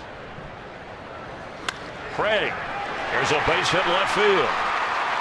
Here comes the run. The throw will be scooped up, and it's now an 8-6 Cardinal lead. Once again, the most dangerous first pitch hitting team in baseball. You cannot assume the Cardinals will give you a strike. And Stammen comes in and just gets way too much of the plate right there. There are some hitters, and Schumacher being one of them, will give you that first pitch strike. Not really aggressive first pitch, but generally throughout this lineup, you almost have to pitch them as if you're ahead 0-1 or 0-2 on that first pitch. Especially this guy right here, Yadier Molina, loves to jump on first pitches. An MVP candidate and a chance to shine here. Already 4 runs in the inning for the Cardinals. Washington had a 4-0 lead as we check the totals for Jordan Zimmerman. 3 2/3. He gave up 8 hits, 7 earned runs, and 93 pitches. Only the 3rd time in 76 career starts that Zimmerman has not gone past the 4th inning, and first this year that he hasn't gone past 5 innings. But you knew it was just a matter of time with the top scoring and hitting team in the National League before the Cardinals would erupt. Fouled off. Let's take a look at our Lexus in-game box score, Tom, and the hitters are hitting today for St. Louis. Yeah, they are. And you mentioned Zimmerman. You see a lot of hits on the board against him. That right there. I think this is normal what a player goes through now, because last year, remember, we talked about he was shut down late August, 161 innings. He's going beyond that now, and this is what I call graduate school now, where you're going through that extra month now of September, a place he has not been before. Has not been sharp his last 3 or 4 times out. And worth noting when you get into the Steven Strasburg conversation. Molina at 3rd, Ryan Zimmerman, and they are finally out of the inning. But the defending World Series champion Cardinals picking themselves up off the mat. Matt Carpenter with a bases clearing double. We're going to the bottom of the 4th.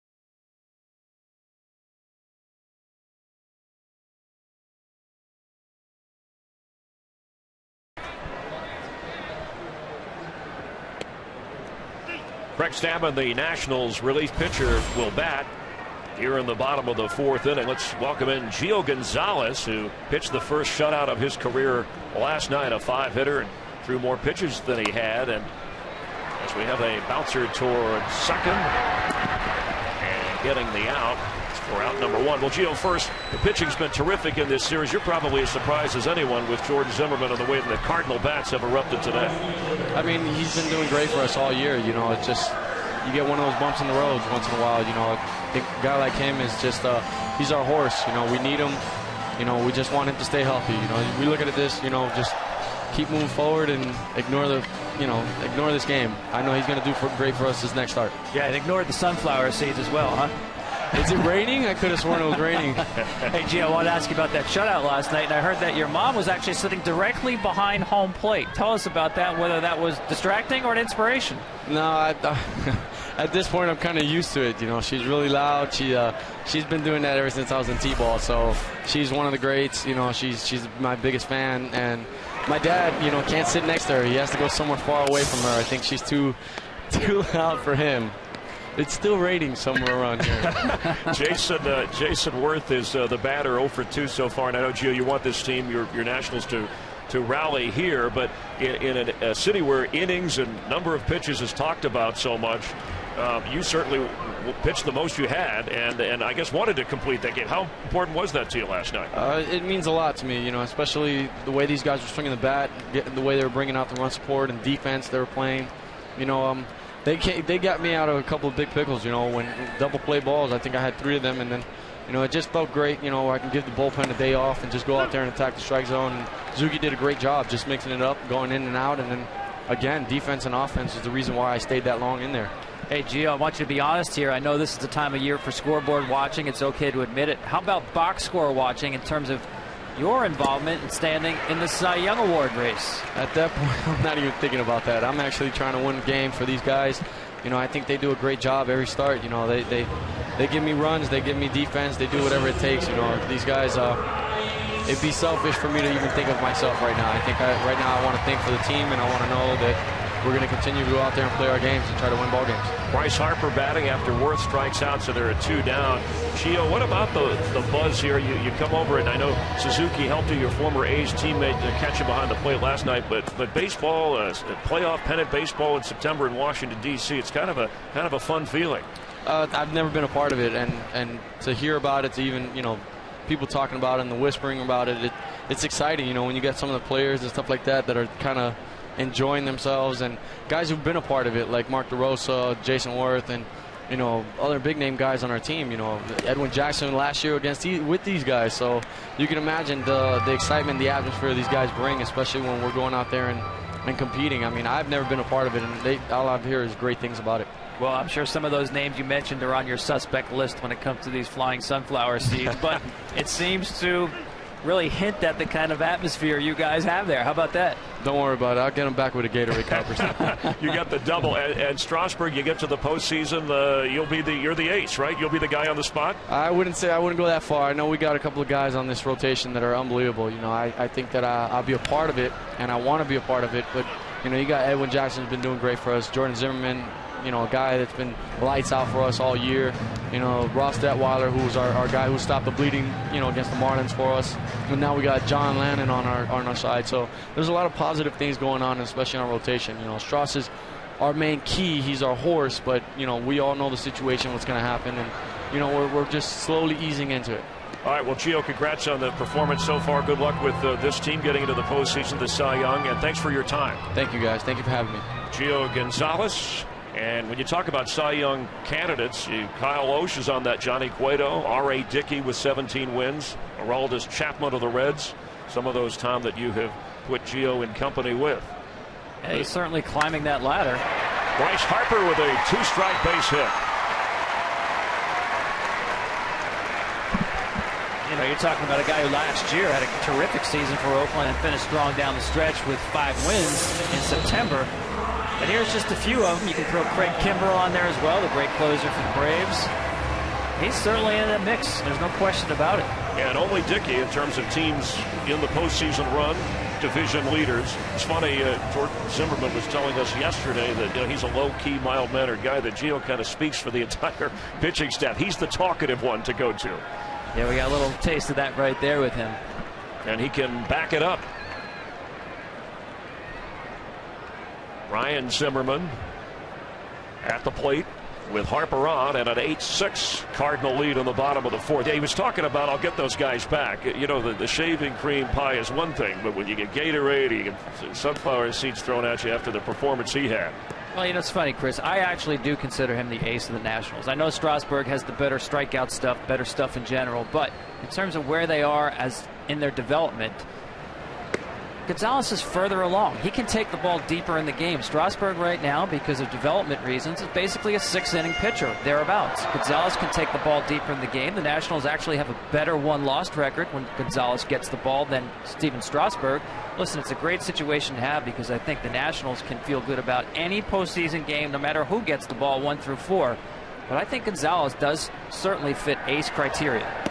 And when you look at the numbers with Zimmerman, Gonzalez, Strasburg, and you have, John Lannon, who has been an opening day starter 2 of the last 3 years, who's been active, and they'll ease him in, but he'll slide into the starting spot most likely when Strasburg vacates. And he's been throwing the ball very well in AAA. Meanwhile, a bit of a trouble spot here with a 3-0 count, taking all the way. Runner at first and 2 down. Adam LaRoche, who is 2 for 2, including a 2-run homer, is the on-deck hitter. The 3-1. Skied. Foul territory, first base side. Matt Carpenter has it, and the inning is over. We've gone through 4.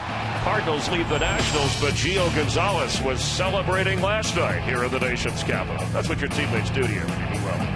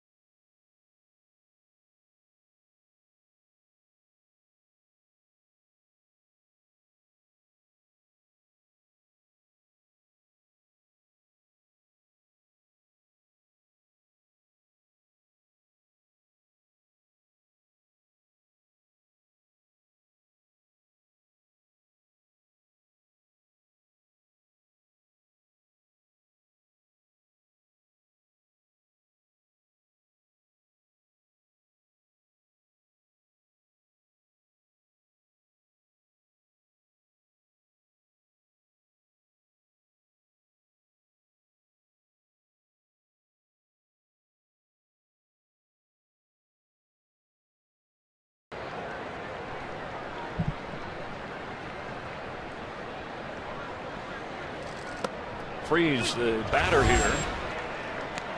2 for 2 with a home run and a double so far. This is the 8th season of Nationals baseball. 2005, after they moved over from Montreal, they won 81 and 81. As Freeze and the liner at first. LaRoche with a nice play.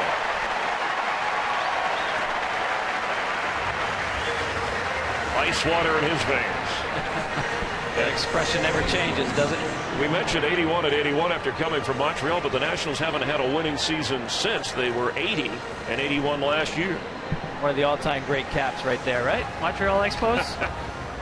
Cubs fans thought I was talking about the Cubs, but that's the history of this team. In fact, the shortstop, Ian Desmond, is called the last Expo. Actually drafted by the Expos, 2004, third-round pick.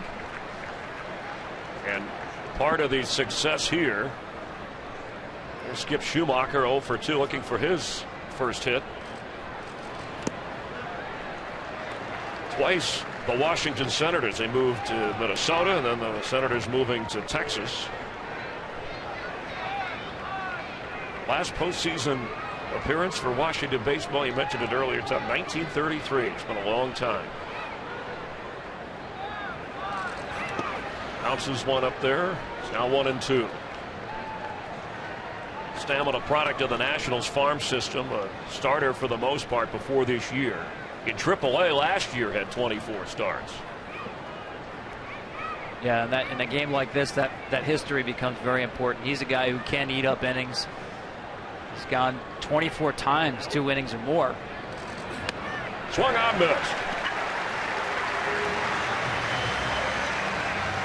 We saw the Expos cap, but it had us reflecting about the Senators who played in D.C. from 1924 to 60 and won the World Series in 24. Relocated to Minnesota in 61, became the Twins.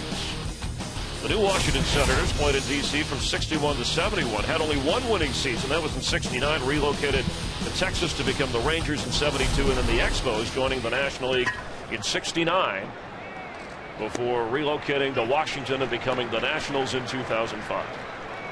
Yeah, they've really forged their own identity. There's no question about it. And you have to give Mike Rizzo and his staff tremendous credit because much of the foundation here has been built through the draft. Now, they did take advantage of drafting near the top of the draft, especially when you're talking about back-to-back years with Stephen Strasburg and Bryce Harper. Those are 2 home runs. It doesn't happen often, but you look at the impact players they've been able to draft and develop here. And Descalso with a fly ball toward left field and a nice catch by by Bryce Harper. And we're going to the bottom of the 5th as the Cardinals lead the Nationals 8-6.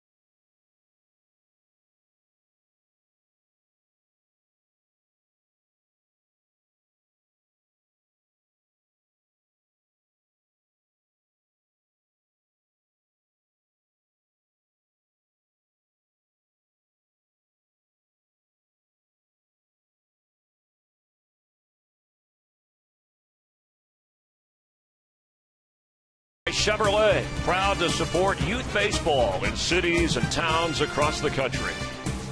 Hope you're enjoying Labor Day weekend baseball here on Fox. Adam LaRoche 2 for 2 with an RBI single and a 2-run homer as he leads it off for the Nationals, trailing the Cardinals by a couple of runs. Let's go down to Ken Rosenthal. Chris, Adam LaRoche, a really interesting guy for the Nationals. Free agent at the end of the season, and the Nationals have spent years looking for a pure center fielder. Well, Michael Bourne is out there on the market, and they likely will have interest in him.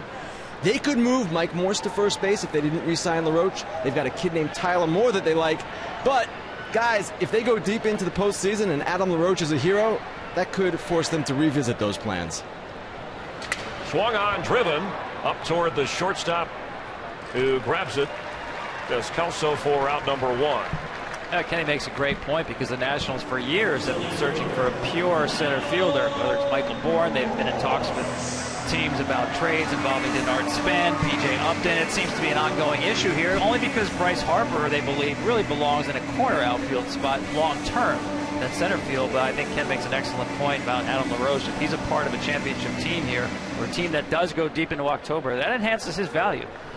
He will turn 33 years old in November. And, of course, LaRoche, Arizona, Atlanta, Boston, Pittsburgh, Atlanta, and has had his 100 RBI season as Michael Moore steps up to the plate.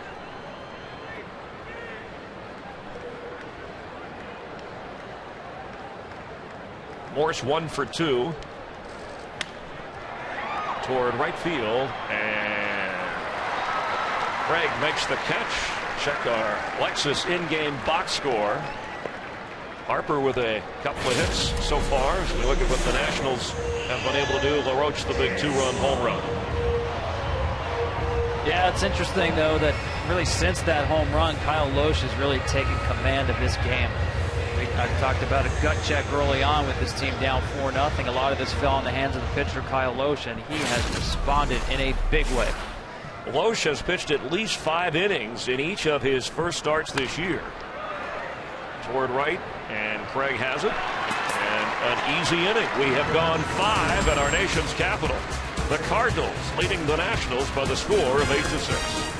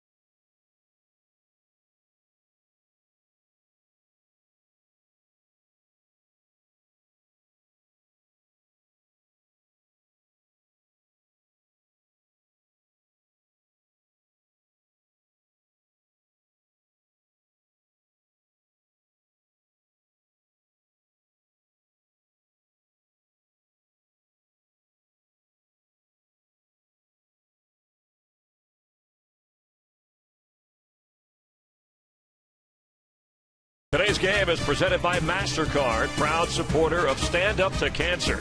That's sponsored by Michelin, a better way forward. Here in the nation's capital, even the president's race is heating up in September. Let me guess. Teddy Roosevelt lost again. Yes, historically, that's one stat. What a shock. The players have even noticed. And when that happens, we better check. Fans, one of the entertaining things that take place here at Nationals Park is the big-headed, and down the stretch they come. Abraham Lincoln, and there's Washington. Teddy Roosevelt, nowhere to be found. That's number one at President's race here, but very entertaining. An entertaining game here as we start the sixth. Loesch 0 for 2, failed on a bunt attempt. Stammen in relief of Jordan Zimmerman. And one away. Back in the first inning, you didn't think that Kyle Loesch would be able to take a third at bat in this game, but he's done a really nice job and even managing to keep his pitch count down. That's why he took that at bat. He's only thrown 79 pitches through 5 innings. Tom Verducci, we have Ken Rosenthal down on the field, Chris Myers up on the booth, and glad you're watching Fox Saturday Baseball as John Jay, 2 for 2, hit by a pitch and has scored a couple of runs. Up there and out has helped ignite the Cardinal offense, and it was baffling how you would say they were the leading National League team in hitting and scoring runs, but in the last 4 they had only scored 1 run, and that was unearned coming into this game. But then up against a pretty good pitcher, they have 8 runs. I mean, it's hard to underestimate or overestimate how bad they looked in 4 games. You have to go back to 1958 to find the last time a Cardinals team played 4 straight games and scored only 1 run. And it was Mike Matheny who said some of the players last night in the Cardinal clubhouse said they saw Mark McGuire there, the hitting coach.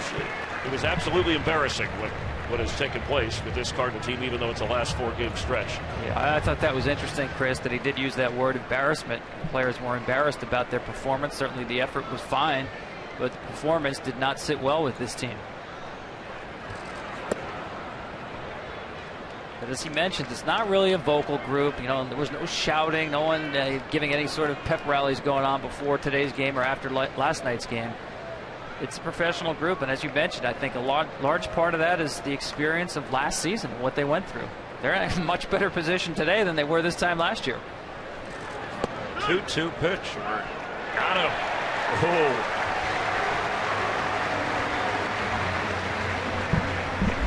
Check out the Jeep game summary. Freese and Holiday clubbing home runs for the Cardinals, but Matt Carpenter with 2 strikes and 2 out. The big 3-run double. Yeah, that's the at bat in the game. Obviously, Matt Carpenter, a guy the Cardinals drafted just 3 years ago, a 13th round pick out of TCU, signed him for only a $1,000 signing bonus, but done nothing but impress all the way up the system. Up here now with 2 down. Ken, what do you have on Matt Carpenter? Guys, it's a surprise he's even in the lineup today. Injured his right ankle during fielding drills prior to Thursday's game. Yesterday wasn't moving around well. First guy here today, got some treatment, miraculous recovery, and he had the big hit. 13th round draft pick from TCU, but in 2010 you talk about his past, a Cardinals minor league player of the year. 2 hits, has driven in 3 so far. And that's a strike. Yeah, there's the hit right here. 2 out, 2 strike hit by Matt Carpenter here. Just the definition of clutch. Ball almost gets out of the ballpark. Guy he's going to get himself a lot of playing time down the stretch here. The 2-1 in there. Greg Stammen went 3 innings on Tuesday down in Miami. Nationals spun out of a 5-game losing streak when Davey Johnson had one of those team meetings. Only the 2nd time this year he had to do that for his young team. Cardinals trying to end a 4-game skid. That bounces up there. Matt Holiday would be next. Davey Johnson said all those speeches going on at the convention inspired him. Kind of chuckling about that at age 69, the oldest active manager today. Yeah, and it was a short one. There's no doubt about that. He hit all the right notes, many of them comic notes. He talked about, hey, listen, the media expects me to have one, and besides, if I have this meeting, I can keep them out of the clubhouse. That's a bouncer at third, but Ryan Zimmerman scoops it and out of the unit. Going to the bottom of the sixth, the Nationals need to rally. They're down by 2.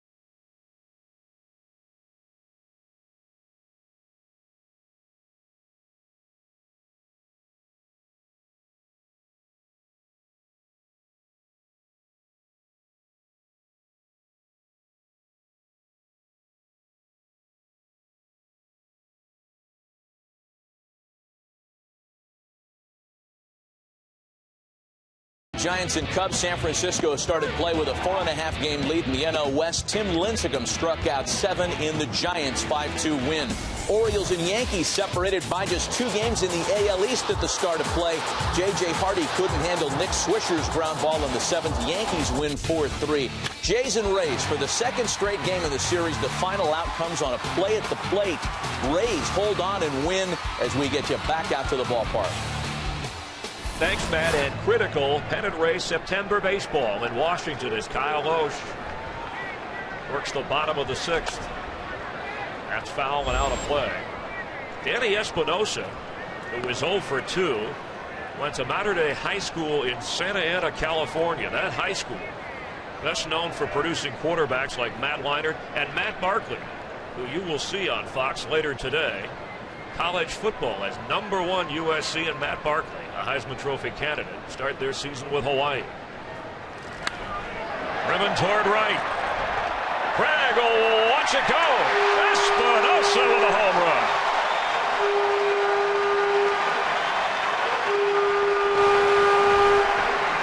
Five of his 14 home runs came in August, so he's heating up in September. Well, I think Danny Espinosa could make himself a good football player as well. He's one of the stronger Nationals, and right here he takes advantage of a changeup left up by Kyle Loesch. Just that. Pitch he just didn't finish, left it up in the zone, and Espinosa did what he's supposed to do with it. So his 15th home run of the year. Davey Johnson was talking about how impressive he was lifting weights and remaining flexible, but how strong, as you said, one of the strongest. You can't tell necessarily by looking at him, but that swing showed you. No, he's a very strong man. And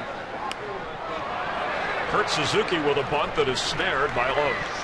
especially for a middle infielder, for a second baseman. Really has can play either the shortstop position or second base position. You saw him fill in for Ian Desmond when Desmond was on the disabled list. But you'll live with the strikeouts. Leads the league in strikeouts. But a guy who can slug 500 at second base and be a 25 to 30 home run guy, tremendous upside. That's Ryan Matthews in the bullpen, and Roger Bernardino will pinch hit for Craig Stammen.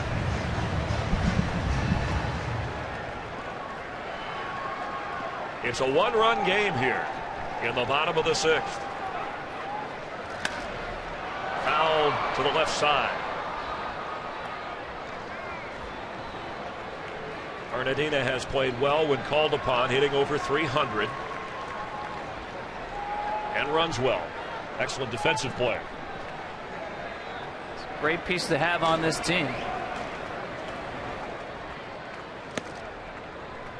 Let's remember, too, we're at a point in the season, September 1st, where Davey Johnson and Mike Matheny, as well as all managers, have more pieces to use in the course of a game with the expanded rosters. Driven toward right. Craig will haul it in for round number 2. Coming up, we mentioned college football coming to Fox. Aaron Andrews with Eddie George, the Heisman Trophy winner, and the brash quarterback Joey Harrington. They get you ready for the kickoff with the Ford Fox College Saturday pregame show. And then Heisman Trophy winner, or I should say Heisman Trophy frontrunner, Matt Barkley, whom we talked about, with USC taking on Hawaii. Premiere of Fox College Football, presented by Geico, is coming up next. Matt Barkley, the decision to stay in college, go for the Heisman, go for the championship, or he would have been a first-rounder playing in the NFL, like Luck and Griffin III. 2 down now.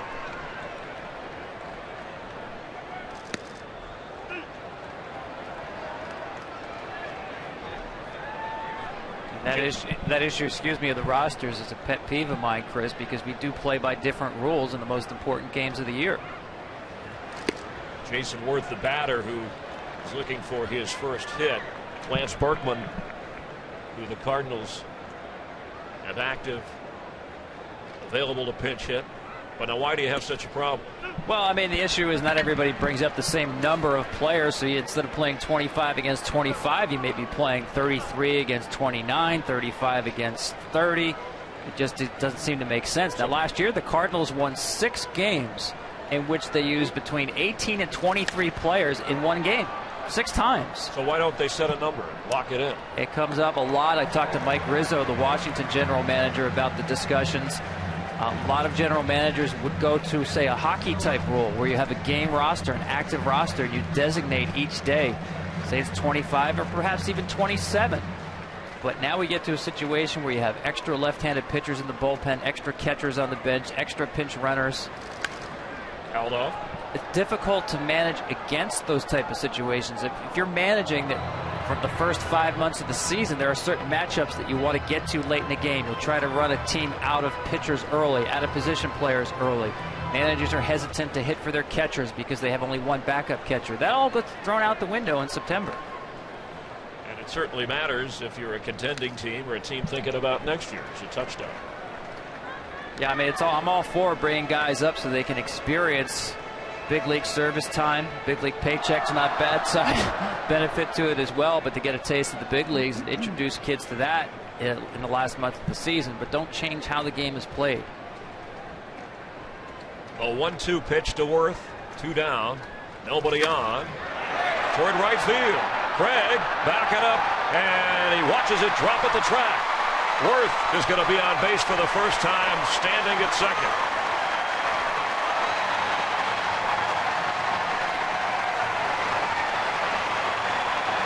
Well, Kyle Loesch had done a nice job keeping his nemesis in check the first 3 times up, but right here, Jason Worth going the other way with the fastball and hitting it well. But this ball actually had a chance to even get over the wall. Decision time for Mike Matheny. And looks like a pitching change is on the way as Mike Matheny is on the mound at the bottom of the 6th.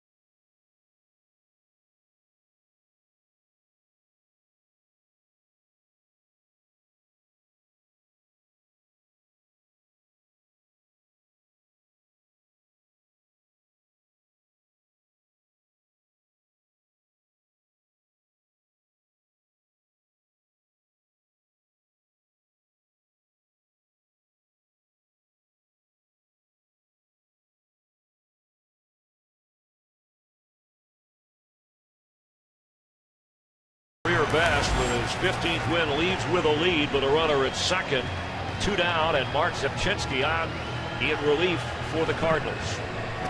And you see that line score, and it's not going to look pretty, but it's deceiving. I thought he pitched a big-time game. I want to watch his reaction after this ball lands in the outfield. See him grab his knees right there? That's one exhausted pitcher. They say in basketball, you know when to take a guy out of the game when he starts grabbing his shorts at the foul line. That's the baseball equivalent right there of a pitcher who gave everything that he had. He pitched so hard in the first 2 innings of this game that the bill came due in this inning. And I actually think he did a very good job, and that's a deceiving line score for Kyle Lohse in this game. Lohse with 92 pitches, and Lohse has not lost in his previous 13 starts. Can Zepchinski, who has a record of 1-3, hold it coming on in relief? Bryce Harper has a double and a single, a fly out in between. He plays at an incredibly high speed. His teenage temper has gotten him into a little bit of hot water. Throwing the helmet, busting the bat, but his manager, his teammates, they get it. They understand it.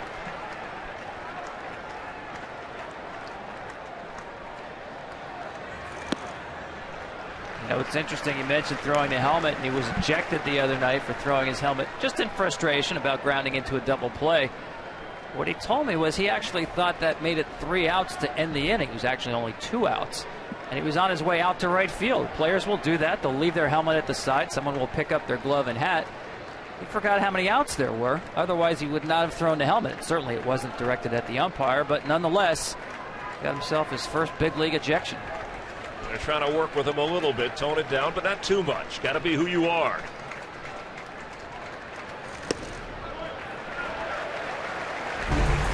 And here's what we're talking about here. This is earlier. Here's a ground ball double play in Miami. He busted down the line. He throws the helmet. C.B. Buckner throws him out, and he said, "What? I got thrown out? For what? What did I do?" Davey Johnson said he's 100%er, and then he said, no, he's 110%er. I don't know how if you go more than 100%. The 2-1 pitch with 2 out. Worth is standing at second with a lead.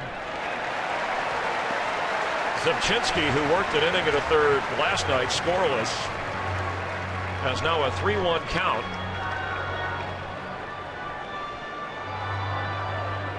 This has been an issue for the Cardinals. Zepchinski not as sharp as when they got him late last season for that stretch drive, and certainly the postseason, especially against left-handed hitters.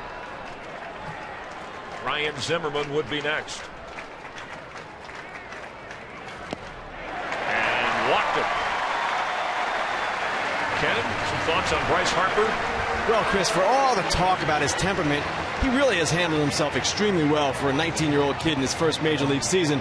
One thing, though, that's interesting. One of the Nationals players said, you know what? He likes being liked in here, but I don't think he minds being a villain to others. He sort of draws energy from that. We'll have to see that as his career develops. We're going to have a pitching change here, but Bryce Harper is at first. Worth is at second. This may be a Nationals rally.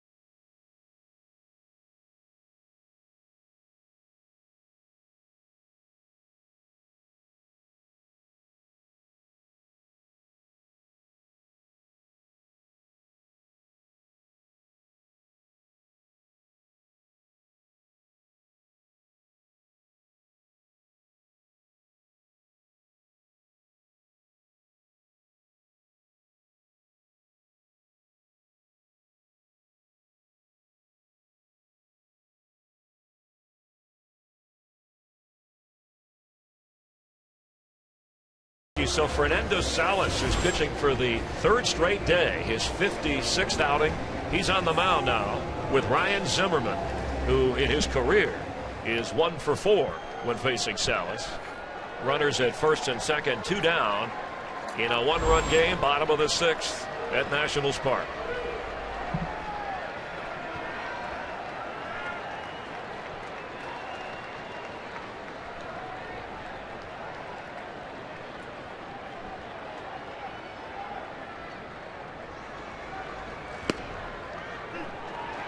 Chris, this is September baseball. You got an 8-man bullpen. You can start playing matchup in the 6th inning. And Salas, extremely tough on right-handed hitters. You see that 92-mile-per-hour fastball there. Excellent slider. He's got a changeup that can be an out pitch for him when it's on. He last allowed a run on August 2nd. 13 straight appearances without being charged with a run.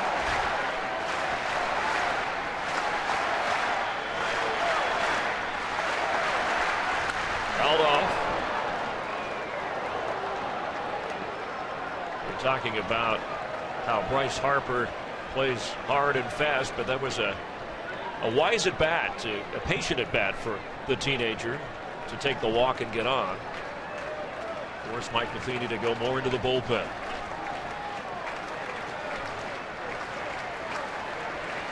The 0-2 to Ryan Zimmerman.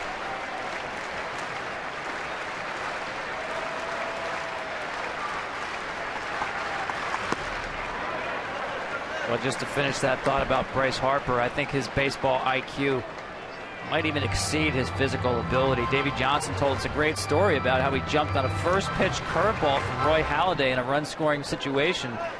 And he asked the kid, "Were you sitting on it?" He said, "Yeah." He said, "I watch a lot of games. I noticed on TV when sometimes he's in trouble, he likes to throw a curveball to get ahead." He doesn't throw many curveballs, but Bryce Harper sniffed it out. Base hit right field. Jason Worth is coming home. The throw, not in time. We are tied. Now they got a runner hung up. Harper comes home, and he's in.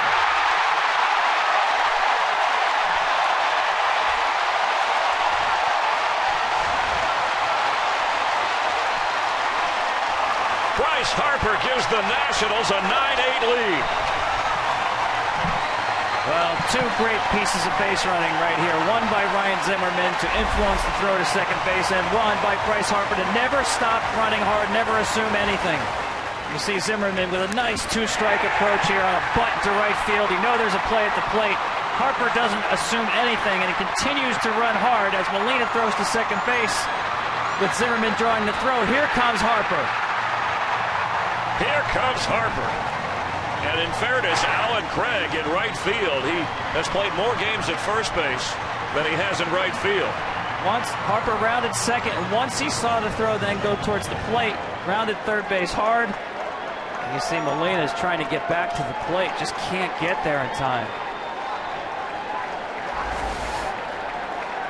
A flair for the dramatic is what they say about Bryce Harper. Even when Ryan Zimmerman, the first player ever drafted by the Nationals, delivers the big hit, it's Harper in the headlines. Well, he's one of those players, no matter where he is on the field, in the outfield, in the batter's box, or on the base paths, he commands your attention. Doesn't get any easier with Adam LaRoche. Pitch gets away. Zimmerman goes over to third. It's really the way he rounded third base and came just storming into the plate. Look, he's thinking there may be contact here and hits the deck and avoids contact. He's 6'3", and part of his high school and college playing career, he played catcher. And had a tremendous arm, obviously still does as an outfielder. But boy, you mentioned 110%. I don't know if that's possible, but if it's possible for anybody, that's Bryce Harper. So it's a single and RBI, no error charged. Nationals sweating it out, but have a comfortable lead, if you can say that, in the National League East for the 1st of September.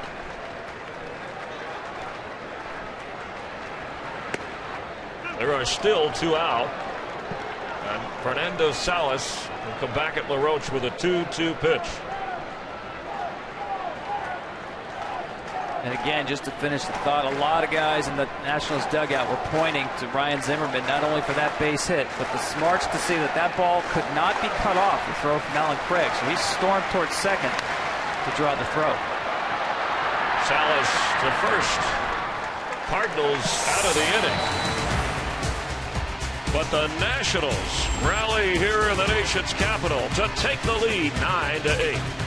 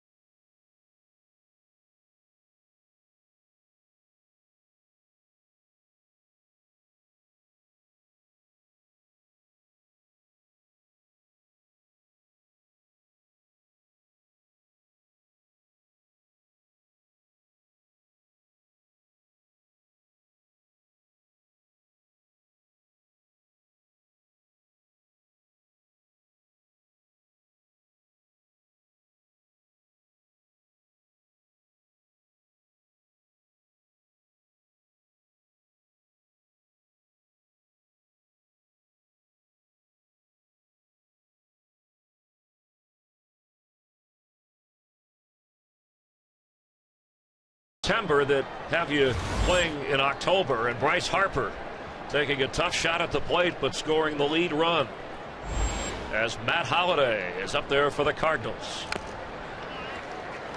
Ryan Matthews, the new pitcher, his 51st appearance, a 4-1 record and an ERA of 2.44. He will challenge you with fastballs, there's no doubt about that. Excellent slider as well. Mixing the occasional split as an off-speed pitch, but generally real hard stuff and tough on right-handed hitters. Holliday crushed his 25th home run of the year earlier. That was in the 3rd inning. At one time, the Nationals had a 4-0 lead. Then they were down by 2. Now they have a 1-run lead, and the Nationals are 24-17 in 1-run games. Cardinals have a losing record in that department.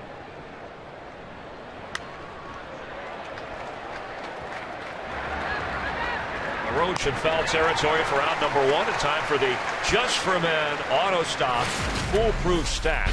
Just as the Nationals count on Bryce Harper for all his hustle, for all he does, you can count on Just for Men auto stop for foolproof results.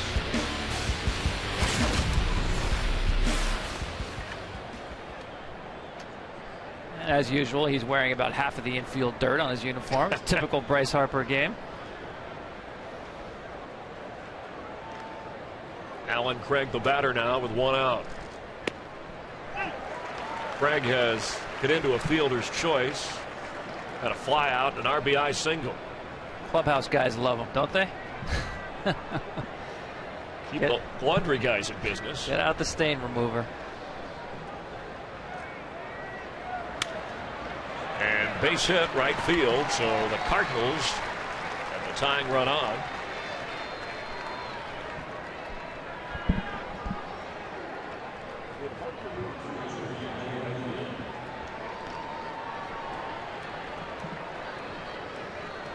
Here is Yadier Molina. A single and a run scored. Line out in the fielder's choice. The 4-time All-Star, the team leader, the MVP candidate on the spot here in the 7th. 1 on and 1 out. Matthews, his 2nd year in the majors.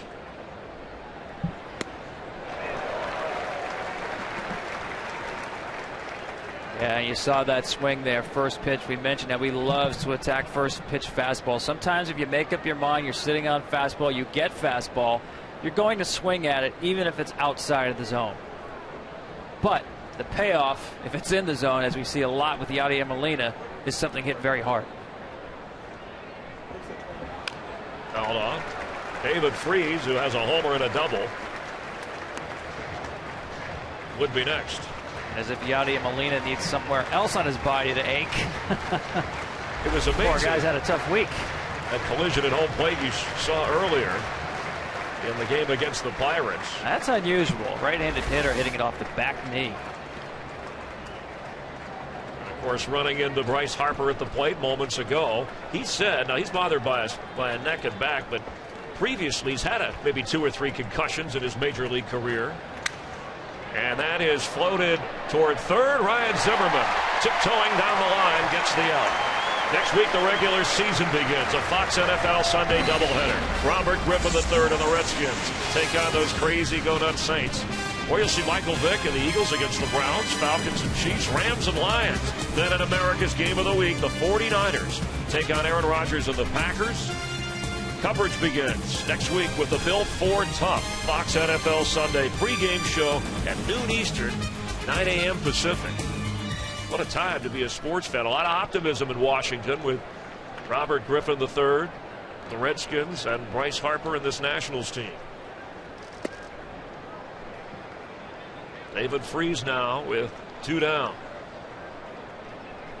I was going to mention the concussions. Mike Matheny mentioned to us, and I was startled by the number. He casually said, hey, he was a catcher over his major league career, and he said he had 15 or 20 concussions. Said we didn't call him that back then. They were, you know, he had a headache or something, but they ran him through the process and put him back out there. That is unbelievable. I thought he was exaggerating, but he said no, he went back over his career. He said actually 1 year in the minor leagues he got trucked at home plate 6 times. He actually had a funny line. He can joke about it now because he's okay. He really doesn't have any post-concussion syndromes. But he said nobody wanted to be his roommate because when you get a concussion, and certainly back in the day, they'd make sure somebody called over the course of the entire night every 3 hours. So nobody wanted that phone call every 3 hours in the room. So he had a hard time finding a roommate. It's amazing he was able to work through it. Said he'll use that line sometimes as an excuse at home in a conversation if he doesn't grasp something. Yeah, honey, the garbage. What happened? Oh, I just forgot. Concussion.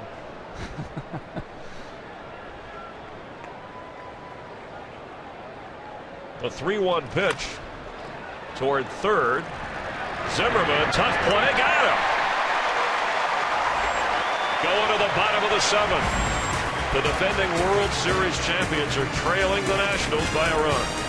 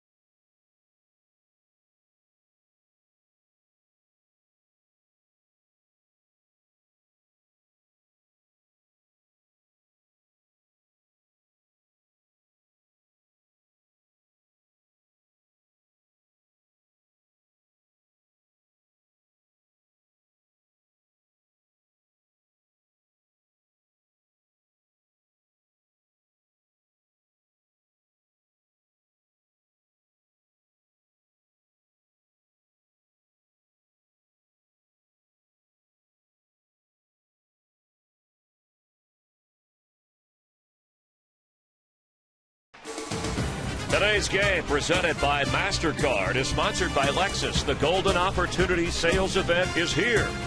And by the Degree Adrenaline Series. Edward Mujica, the new pitcher, acquired from Miami at the end of July and is not allowed to run in 13 appearances as a member of the Cardinals. Michael Morse leading off the bottom of the 7th. Toward third, David Freese has it. One down.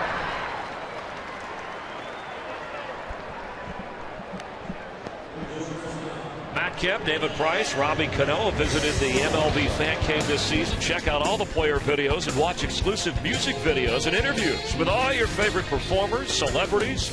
Visiting MLBFancave.com. Follow at MLB Fan Cave on Twitter and like the MLB Fan Cave on Facebook. Tom Verducci, have you been to the MLB Fan Cave? No, but you know, I just saw they have Rock'em Sock'em Robots. Haven't seen those in I'm there. I used to play that with Battling Tops, one of my favorite board games. Of course, now it's all video games. It's a different era. As we were talking about Mike Matheny, who played for 13 years, the Cardinal manager, and he said using modern technology, he texts his players sometimes to get a message across instead of a speech in the locker room, trying to end their 4-game losing skid.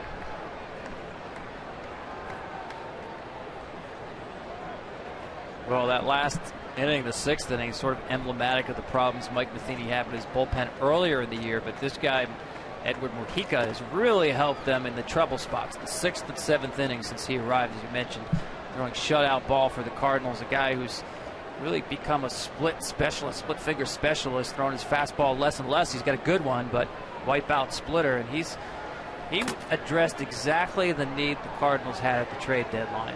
Now that last inning, the 6th inning, certainly was nothing Mike Matheny wants to see.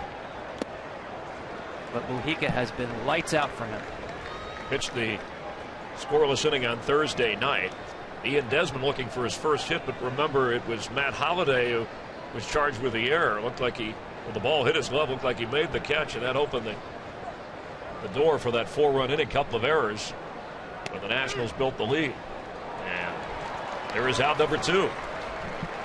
Don't miss the biggest event of the season, Fox Fantasy Football, presented by Burger King. Easy league setup, Fox Fantasy Insider info, and always free to play. Sign up today at foxsports.com/fantasy. I know a lot of Major League players ask me about guys in the NFL and vice versa, but that's what I like about the Fox Fantasy Football. It's easy, that easy setup, so you're not overwhelmed with all the stats and the numbers. You probably get a lot of questions. Not about NFL fantasy, but I can tell you, you're in a baseball clubhouse, a Major League clubhouse on Sundays, they're scoreboard watching the NFL for their fantasy team.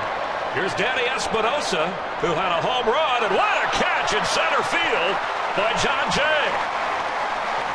And that'll get you out of the inning. So we're going to the 8th in Washington, D.C. The Cardinals hanging on. They're down by a run.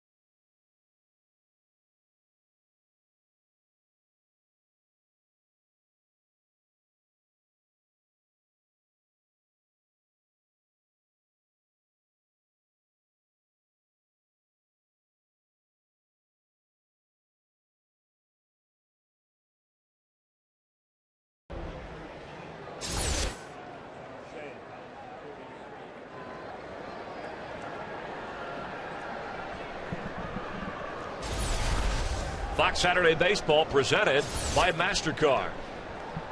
Sean Burnett, the new pitcher. Shane Robinson is going to pitch hit here. And in there for a strike, in for Skip Schumacher. For Sean Burnett, his 60th appearance. He has a couple of saves. Last pitched on Wednesday. Has 27 holds.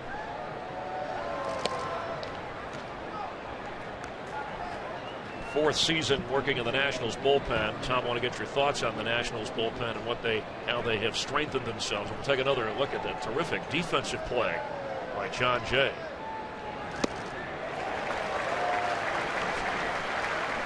Watch Robinson here work in the 8th now in a hole 1 and 2. Yeah, Burnett's done a great job, and he's really far from just a left-handed specialist. He does have that crossfire motion that's tough on lefties, but sinking action on his fastball has just made him a nightmare for right-handers as well. Carlos Beltran given the day off, just a day of rest, wear and tear, and you know by now about Rafael Furcal on the injured list and not expected to play for the remainder of the season. You heard from Chris Carpenter if you were watching us earlier. Ahead of schedule, if there was a schedule, overcoming his surgery. See Berkman with a bat right there. There's one luxury to know that you've got two terrific all-star switch hitters on your bench, and Berkman and Beltran in this game. Fouled off. But this being a situation where you're just trying to set the table, leadoff hitter of an inning, Robinson the better pinch hitting option. Mitchell Boggs and Lance Lynn prepared in the Cardinal bullpen.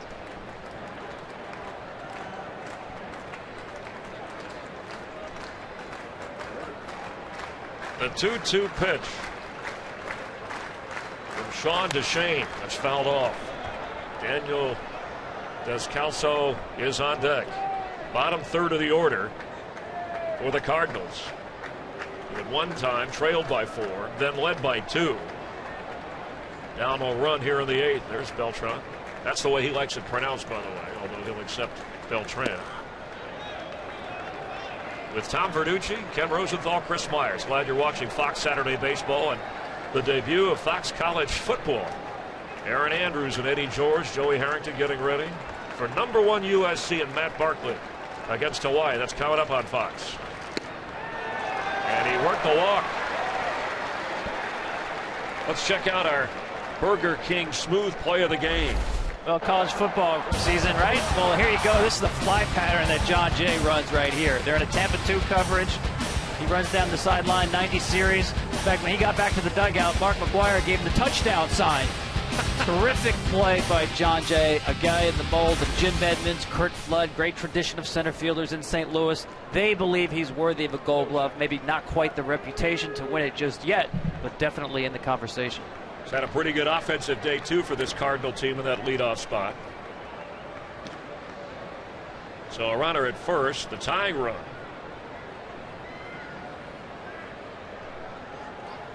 Beltran, who is on deck, will follow Descalso, who's up there bunting. Foul ball.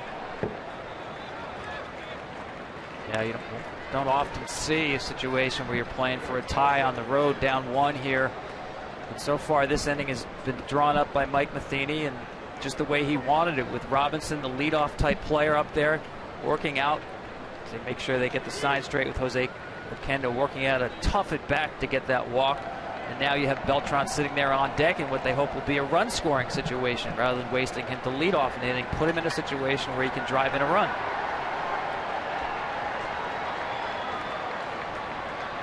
Go over to first if Burnett can get through this inning. Tyler Clippard has been money, and Drew Storen is healthy and coming on strong as well out of the Nationals bullpen.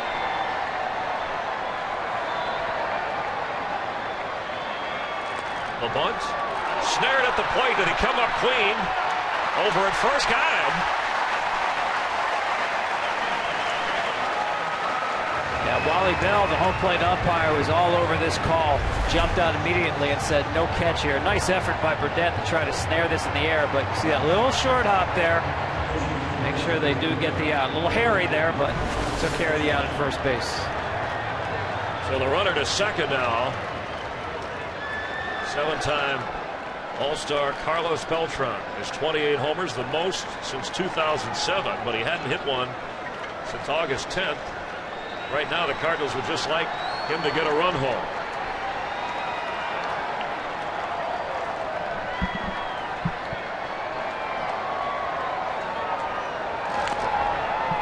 Pinch hitting for Fernando Salas. John Jay, who made the great defensive play, on deck. That pitch, that swing right there by Beltran gives you an idea of how tough Burnett can be on right-handers. Great sinking action down and away, and you get a half swing on a first pitch from Beltran. An impressive number about that go-ahead RBI category. I know you torture numbers, they'll tell you anything, especially in baseball, but that's an impressive one for Beltran. Driven, left center. Here comes the tying run.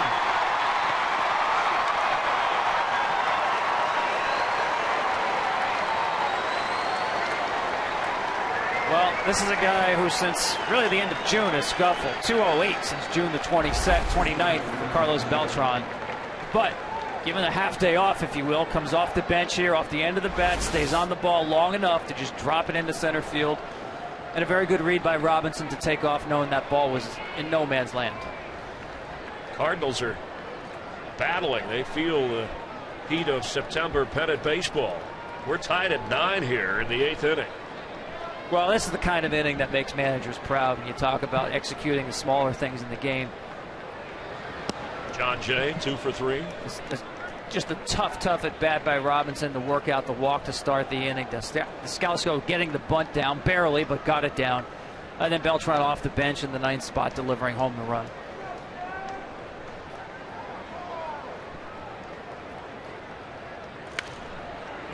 Gets through the right side.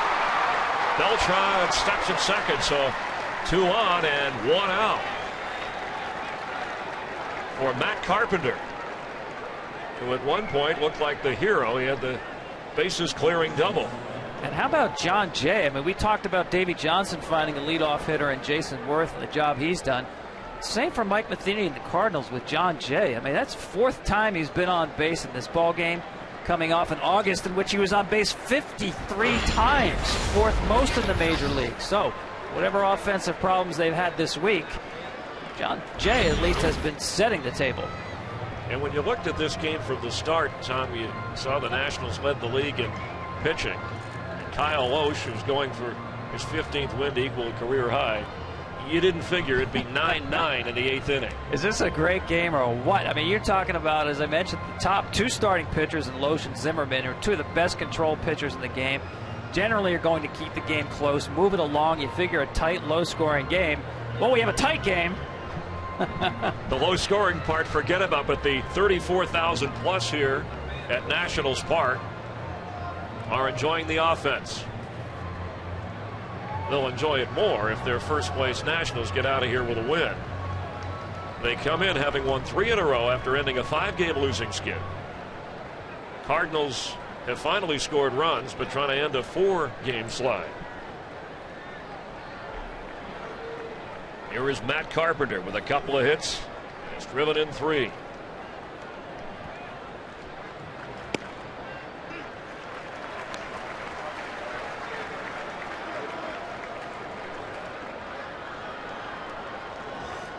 Drew Storen warming in the Nationals bullpen. Matt Holliday, the on-deck hitter. And obviously the best case scenario for Davey Johnson here with Burnett, ground ball pitcher left on left, is to get that double play. If not, you got to figure that Storen is the option on Holliday.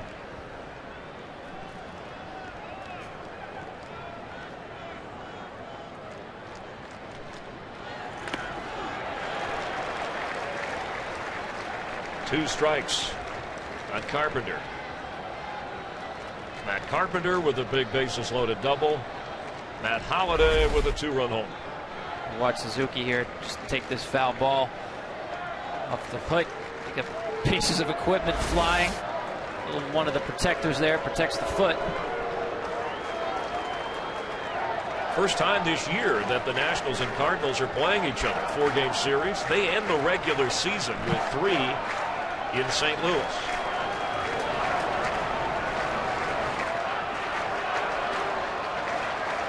First 2 games of the series have gone to the Nationals.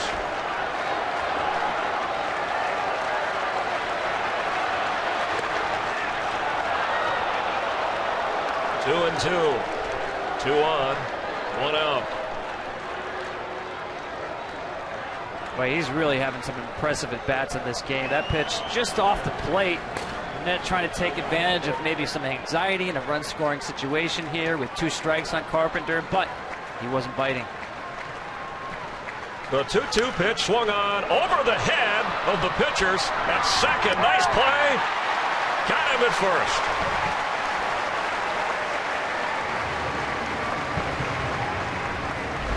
Well, you call it. That was a nice play by Espinosa. This is not routine by any means. Sometimes you have to communicate there, or else you have a collision there between the middle infielders. But Espinosa makes not only a nice stop on this play, but the way he got his body into position. Pitching change for Davey Johnson. The Nationals and the Cardinals were tied at 9 in the 8th.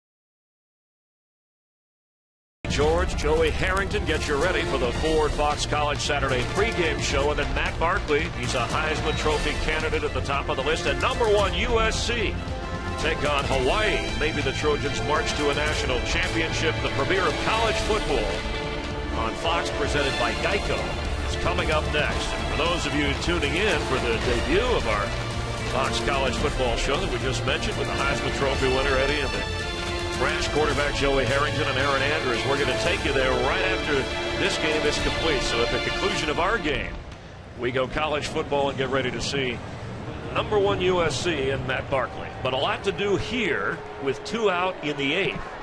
Drew Storen on in relief to face Matt Holliday.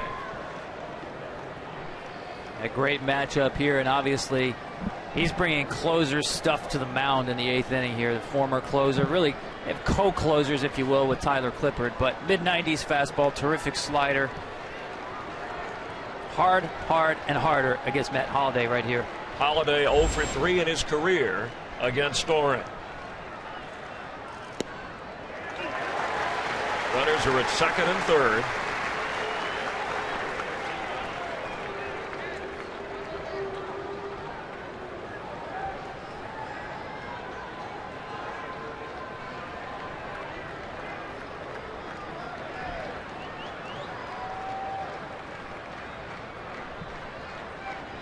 The 0-1 pitch. Swung on, missed. Well, 2 really good sliders there, back-to-back from Storen. A couple of options here. He can throw another one. This one was perfectly located. He can go even farther out on this one if he wants. Or he can show him fastball above the zone. Elevated fastball. Beltran at third. John Jay at second.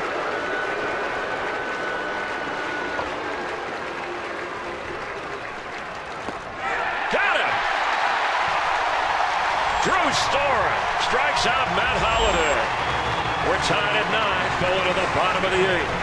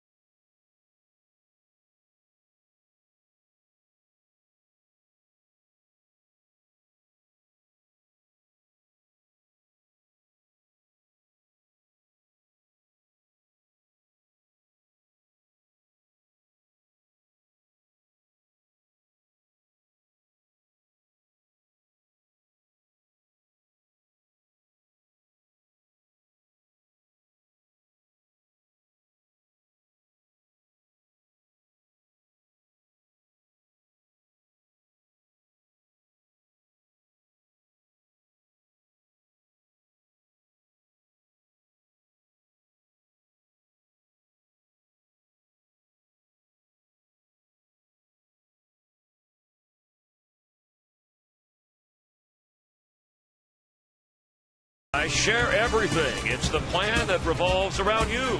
Only from Verizon. And by new Just for Men. Auto stop is foolproof. Gray is over. Tom Verducci, Ken Rosenthal, Chris Myers at Nationals Park. The defending World Series champions clinging to a wild card spot. Tied at 9 with the Nats. And Mitchell Boggs on in relief. Chad Tracy is pinch hitting. 9 for 30 as a pinch hitter this season. Played in Japan last year. Back in 2004 is when he made his major league debut. Gets away.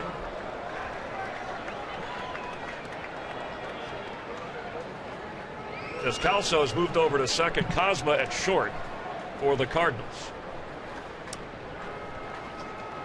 Cosma there, the young shortstop. Mitchell Boggs has been a valuable piece from Mike Matheny. One of the better arms on this staff. Upper 90s fastball, good slider. Tracy. It's up there. It's out there. And it's hauled in there on the warning track. Another play from John Jay. Let's get a game break, a direct TV game break with Matt Vasgersian. Matt?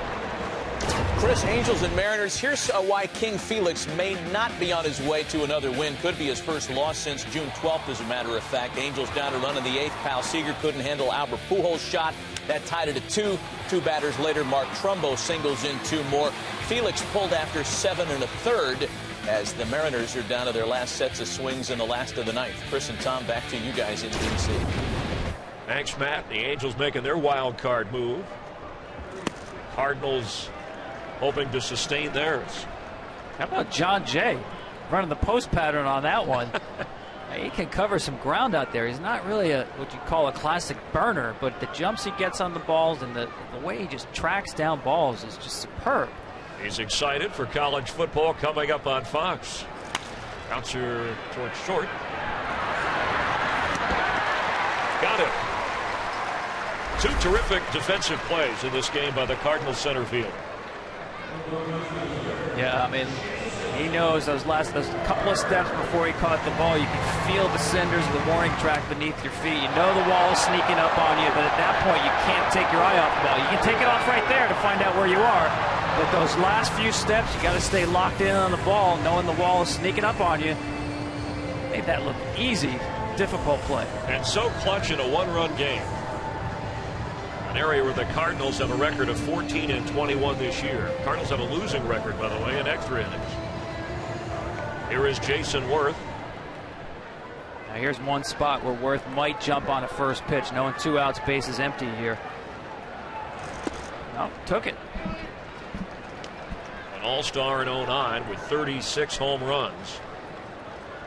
Missed 3 months with the broken wrist, but has come back. Has homered since.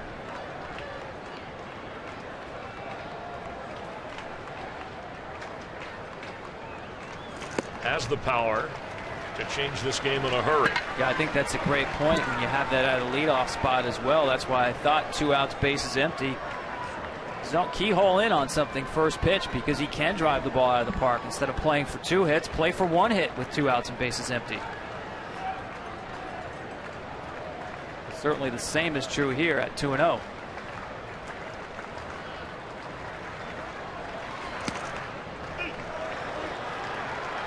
The one who questioned the balls and strike calls earlier in the game when Davy Johnson came out. Bryce Harper on deck.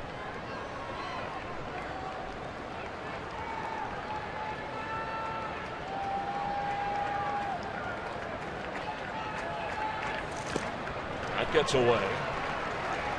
Now it's 3-1.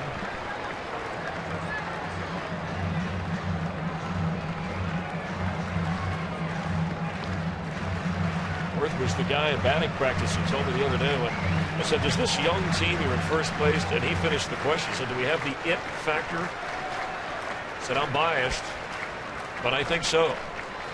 He's one of the senior members on the youngest team in the league. Aldo, now full count.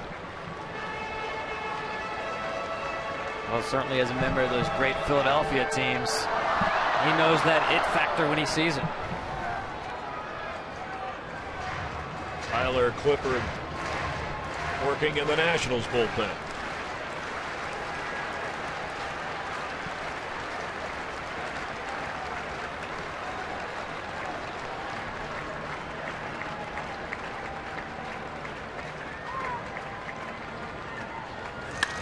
Driven toward right center, and in on it again is Jay.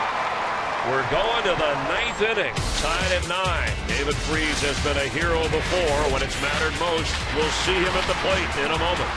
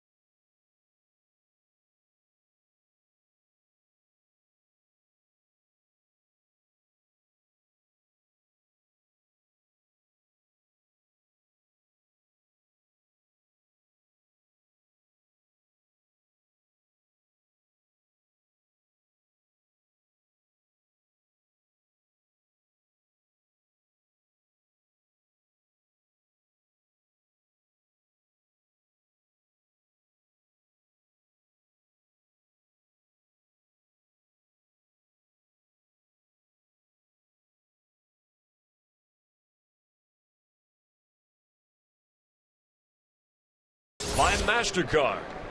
Tied at 9. Drew Storen still on the mound here as we begin the 9th. Couple of changes. Jesus Flores behind the plate for Suzuki. In center, Yuri Perez, who was just called up. He can fly. Bryce Harper moves over from center to right. And the batter stepping in is Alan Craig.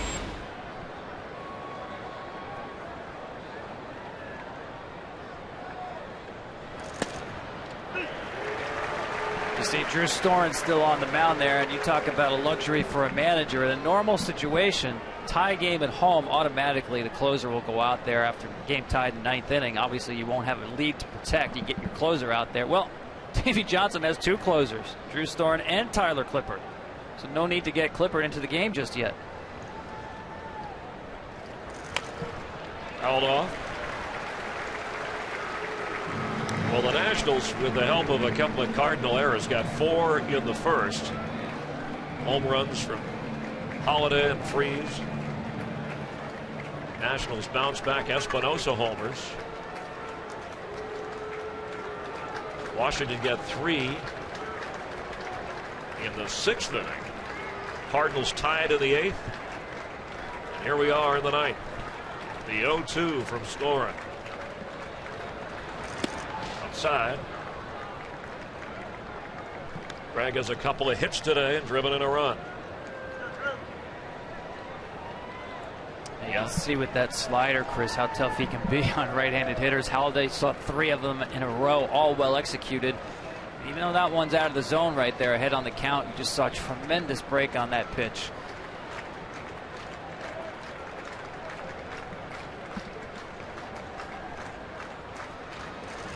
Driven toward left and base hit. Craig is on. Let's get a DirecTV game break and check in with Matt Vesker. Chris, it's over in Atlanta. Cliff Lee earns the win. He's now 2-0 with a 1.91 ERA in his last 4 starts with 31 Ks and 2 walks. The Phillies have won 3 straight. They're now just 7 back of that second wild card spot in the National League. I know I keep beating this to death, Tommy, but here they come. Back to you guys in D.C. He couldn't wait to do the math there. Maybe he's onto something here. And there they go, the Braves. Of course, the Nationals have a 7-game lead at the moment, pending the outcome of this game. As Molina steps in. Leadoff man is on against Storen.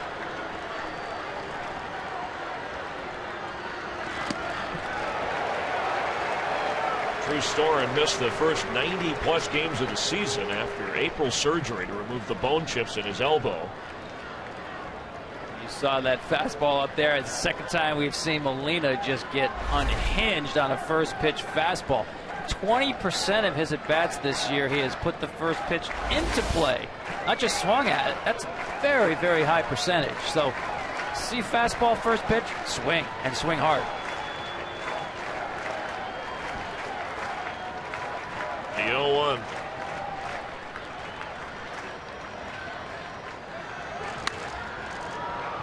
In the air and foul, out of play. Drew Storen, 43 saves last year. First-round pick in 2009 out of Stanford. Pac-12, then Pac-10. Of course, you'll see USC, college football on Fox. #1 USC and Matt Barkley coming up following this game against Hawaii. And Drew Storen is a great big league pitcher, but that year, 2009, with the 10th pick, also on the board and available, a guy by the name of Mike Trout.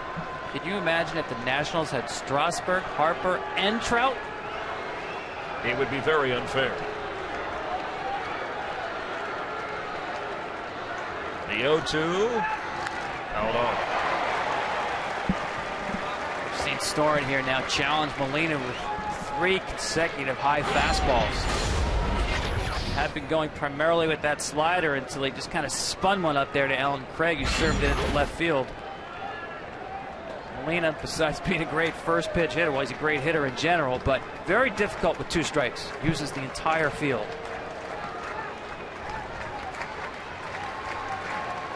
David Freese is on deck.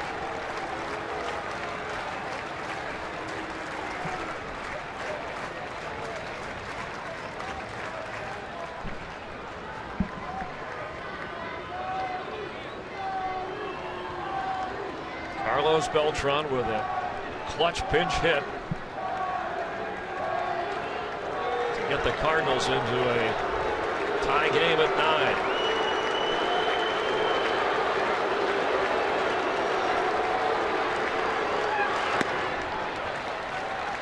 Now 1-2. Alan Craig, the runner over at first. Went back to that slider, Chris, and that one just backed up on him, just didn't finish that pitch.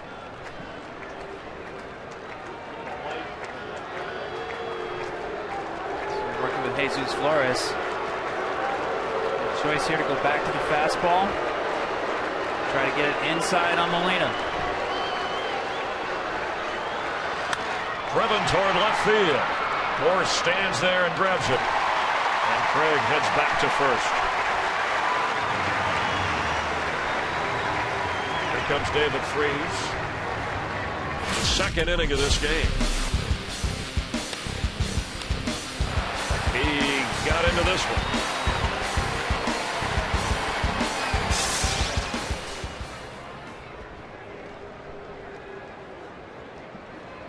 18 home runs, getting that batting average up close to 300.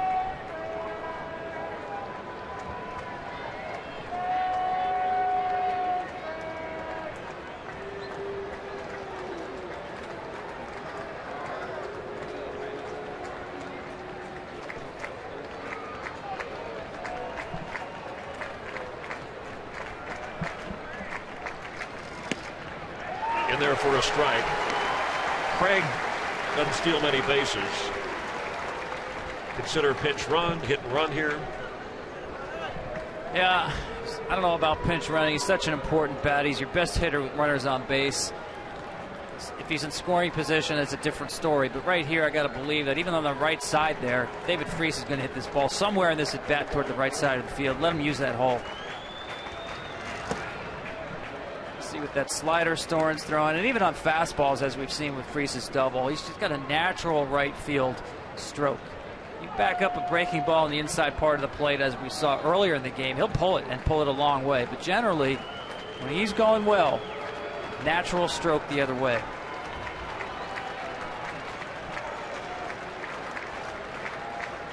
A 1-1 pitch.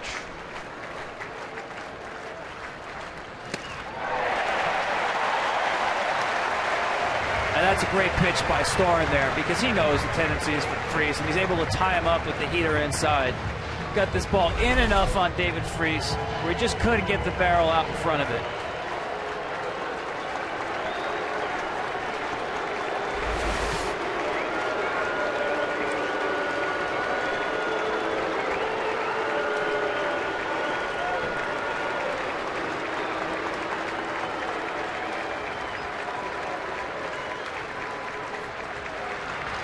Fouled off.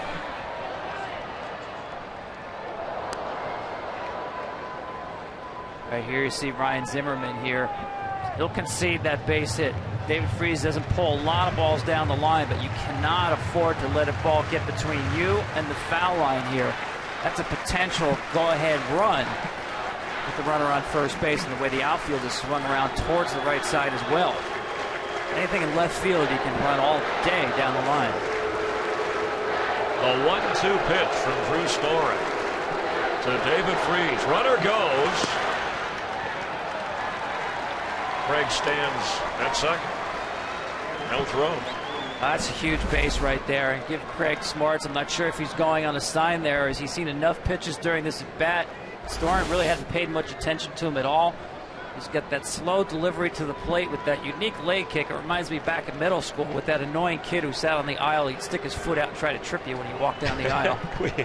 We were just raising the issue about pinch running. He only has one stolen base prior to that. Of course, Jesus Flores just came in at catcher for Suzuki.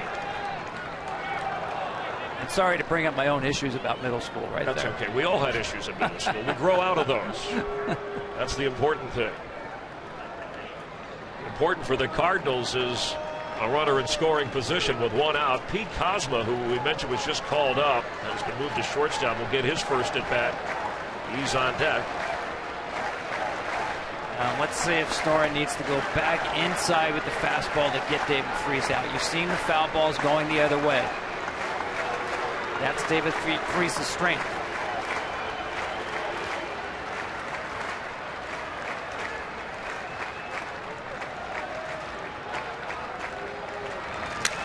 Toward third, base hit left field, over Ryan Zimmerman, and here comes Alan Craig, and the Cardinals have a 10-9 lead in the ninth. And Freese, for the big stage, delivers. And give him credit. Not sure if he broke his bat on this, but Drew Storen did exactly that. Tried to go back to the heat inside on David Freese. And he top hands that ball, gets his top hand through that ball, and drives the ball just enough over Zimmerman's head. Boy, a game of inches, maybe centimeters. If Ryan Zimmerman were built more like an NBA center, he might have been able to make that play. But some clutch hitting, and that's what Mike Matheny talked to us about. We sat with him earlier today. Was we got to get good at bats. Forget excuses with injuries and age and wear and tear. And they've had some big at bats in this game. But if you're a pitcher, hide the calculator. So here's Pete Kozma, 0 for 2 last night at his first game since he was brought up after Rafael Furcal's injury. First round pick in 2007.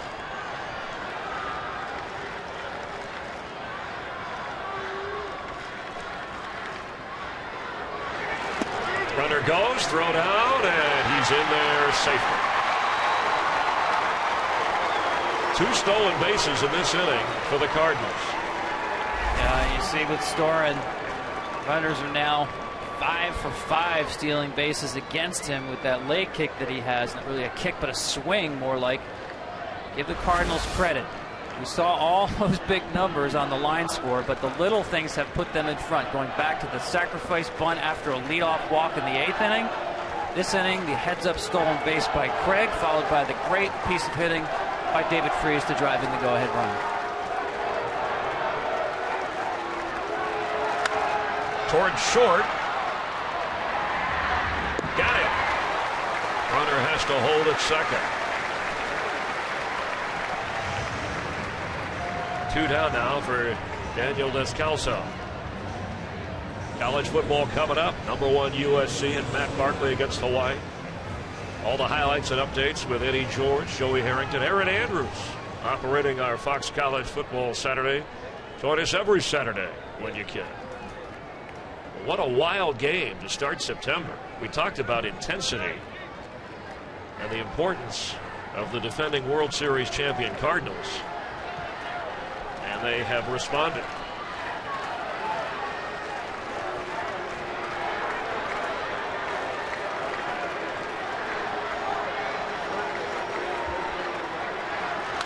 Foul back.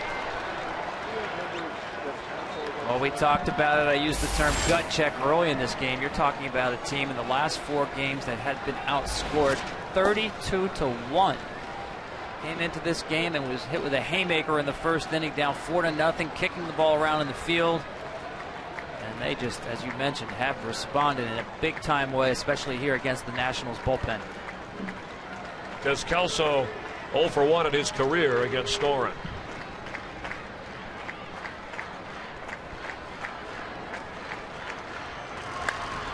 Driven toward left center. This is Yuri Perez, and makes the catch. Going to the bottom of the 9th. The Nationals trail by a run, but Bryce Harper is coming up to bat. He's already had a big game for the division-leading Nationals.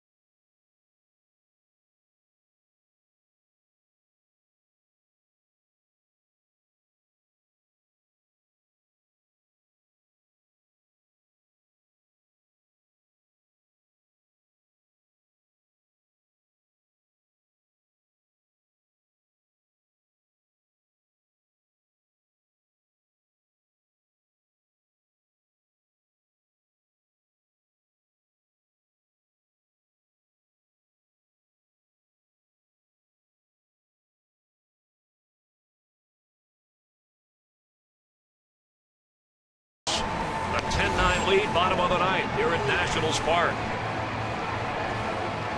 52 games. You see that 31 out of 36. He emerged as the closer last year in the postseason with 5 saves. Just premium velocity, upper 90s, and just a really, really impressive cut fastball. Has become a great secondary pitch for him. And I say cut fastball, but it still comes in at 92, 93. What a great matchup right here. Bryce Harper against premium velocity guy, Jason Mott. And 19-year-old Bryce Harper, his 4th straight multi-hit game today. He's already homered once in this series. 15 home runs on the year. He can tie it with 1 swing. Well, he can tie it with 1 swing, but he can also represent a bunt threat, which is why Freese has to roll up at third base and concede some coverage. That's how he opened the game. Tom faking a bunt and swinging away, winding up with a double. Scoring the first run, I should say, of this game. But wants to improve on those late inning numbers. College football coming up after this. 10-9 Cardinals. 1-1.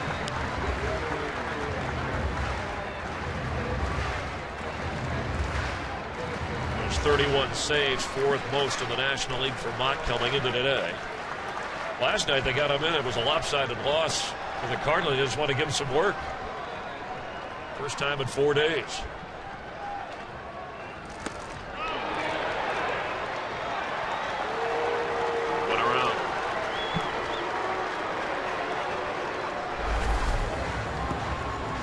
Yeah, that's that cutter that just kept running in on him, and Bryce tries to stop it there. Just too much momentum.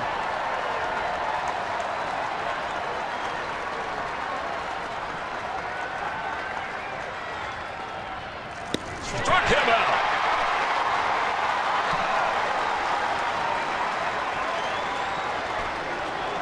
We talked about the high-octane stuff. Right here with Jason Mott. Starts out, gets the call on the inside fastball, comes back with another one missing. Here's that cutter that just kind of ate him up inside, and then elevate the fastball with 2 strikes. Perfect location for a guy throwing in the upper 90s. No one's catching up to that. Up steps Ryan Zimmerman. 2 for 4.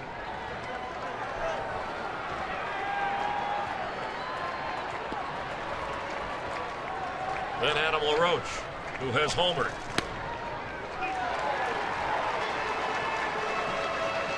Steven Strasburg pitches tomorrow against Jake Westbrook. Game you can see on Cardinals television.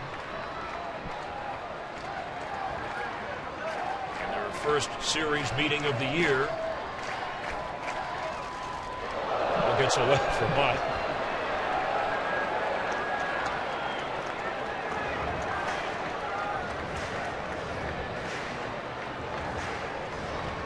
Two outs away from ending a 4-game slide. And if you're a Cardinal fan, the offense seems back on track.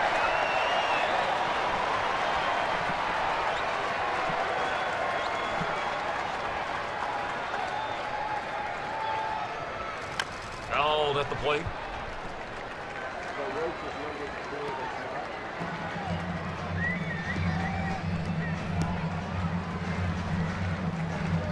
Mentioned the 1-run game difference. Cardinals have the upper hand in this one. Zimmerman in his career is 2 for 2 against Mott with a home run. And LaRoche's on deck. Also 2 for 2 in his career against the Cardinal closer. So the Nationals have the right guys up there to try to tie this game.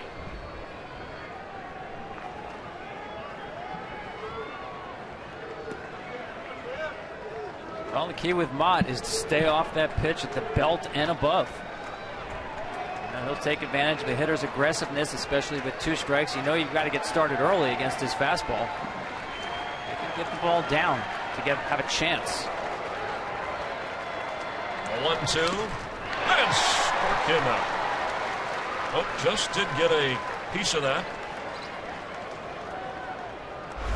This is 98, but watch the downward movement on this, and just gets the top of the baseball to get himself another pitch.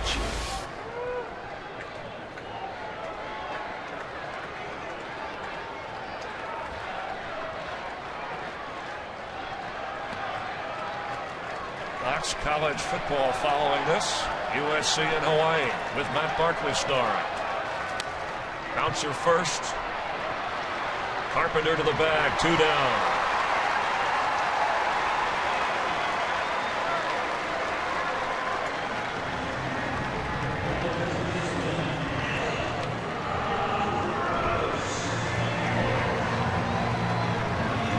Jason Mott 1 out away from the sort of game you kind of index in your mind after it's over. If you do happen to make the postseason, go back and remember September 1st. A team that looked dead tired, beat up, 4-game losing streak, down 4-0, down 6-2. Just scratching and clawing, finding any way to get back into the game and take a lead. Cardinals trying to win their 72nd game of the year, and Adam LaRoche towards center, and Jason Mott is going to close it out. The Cards rally from down 4-0 to get a run in the ninth, and St. Louis defeating the Nationals 10-9. More from Washington, D.C. on Fox in a moment.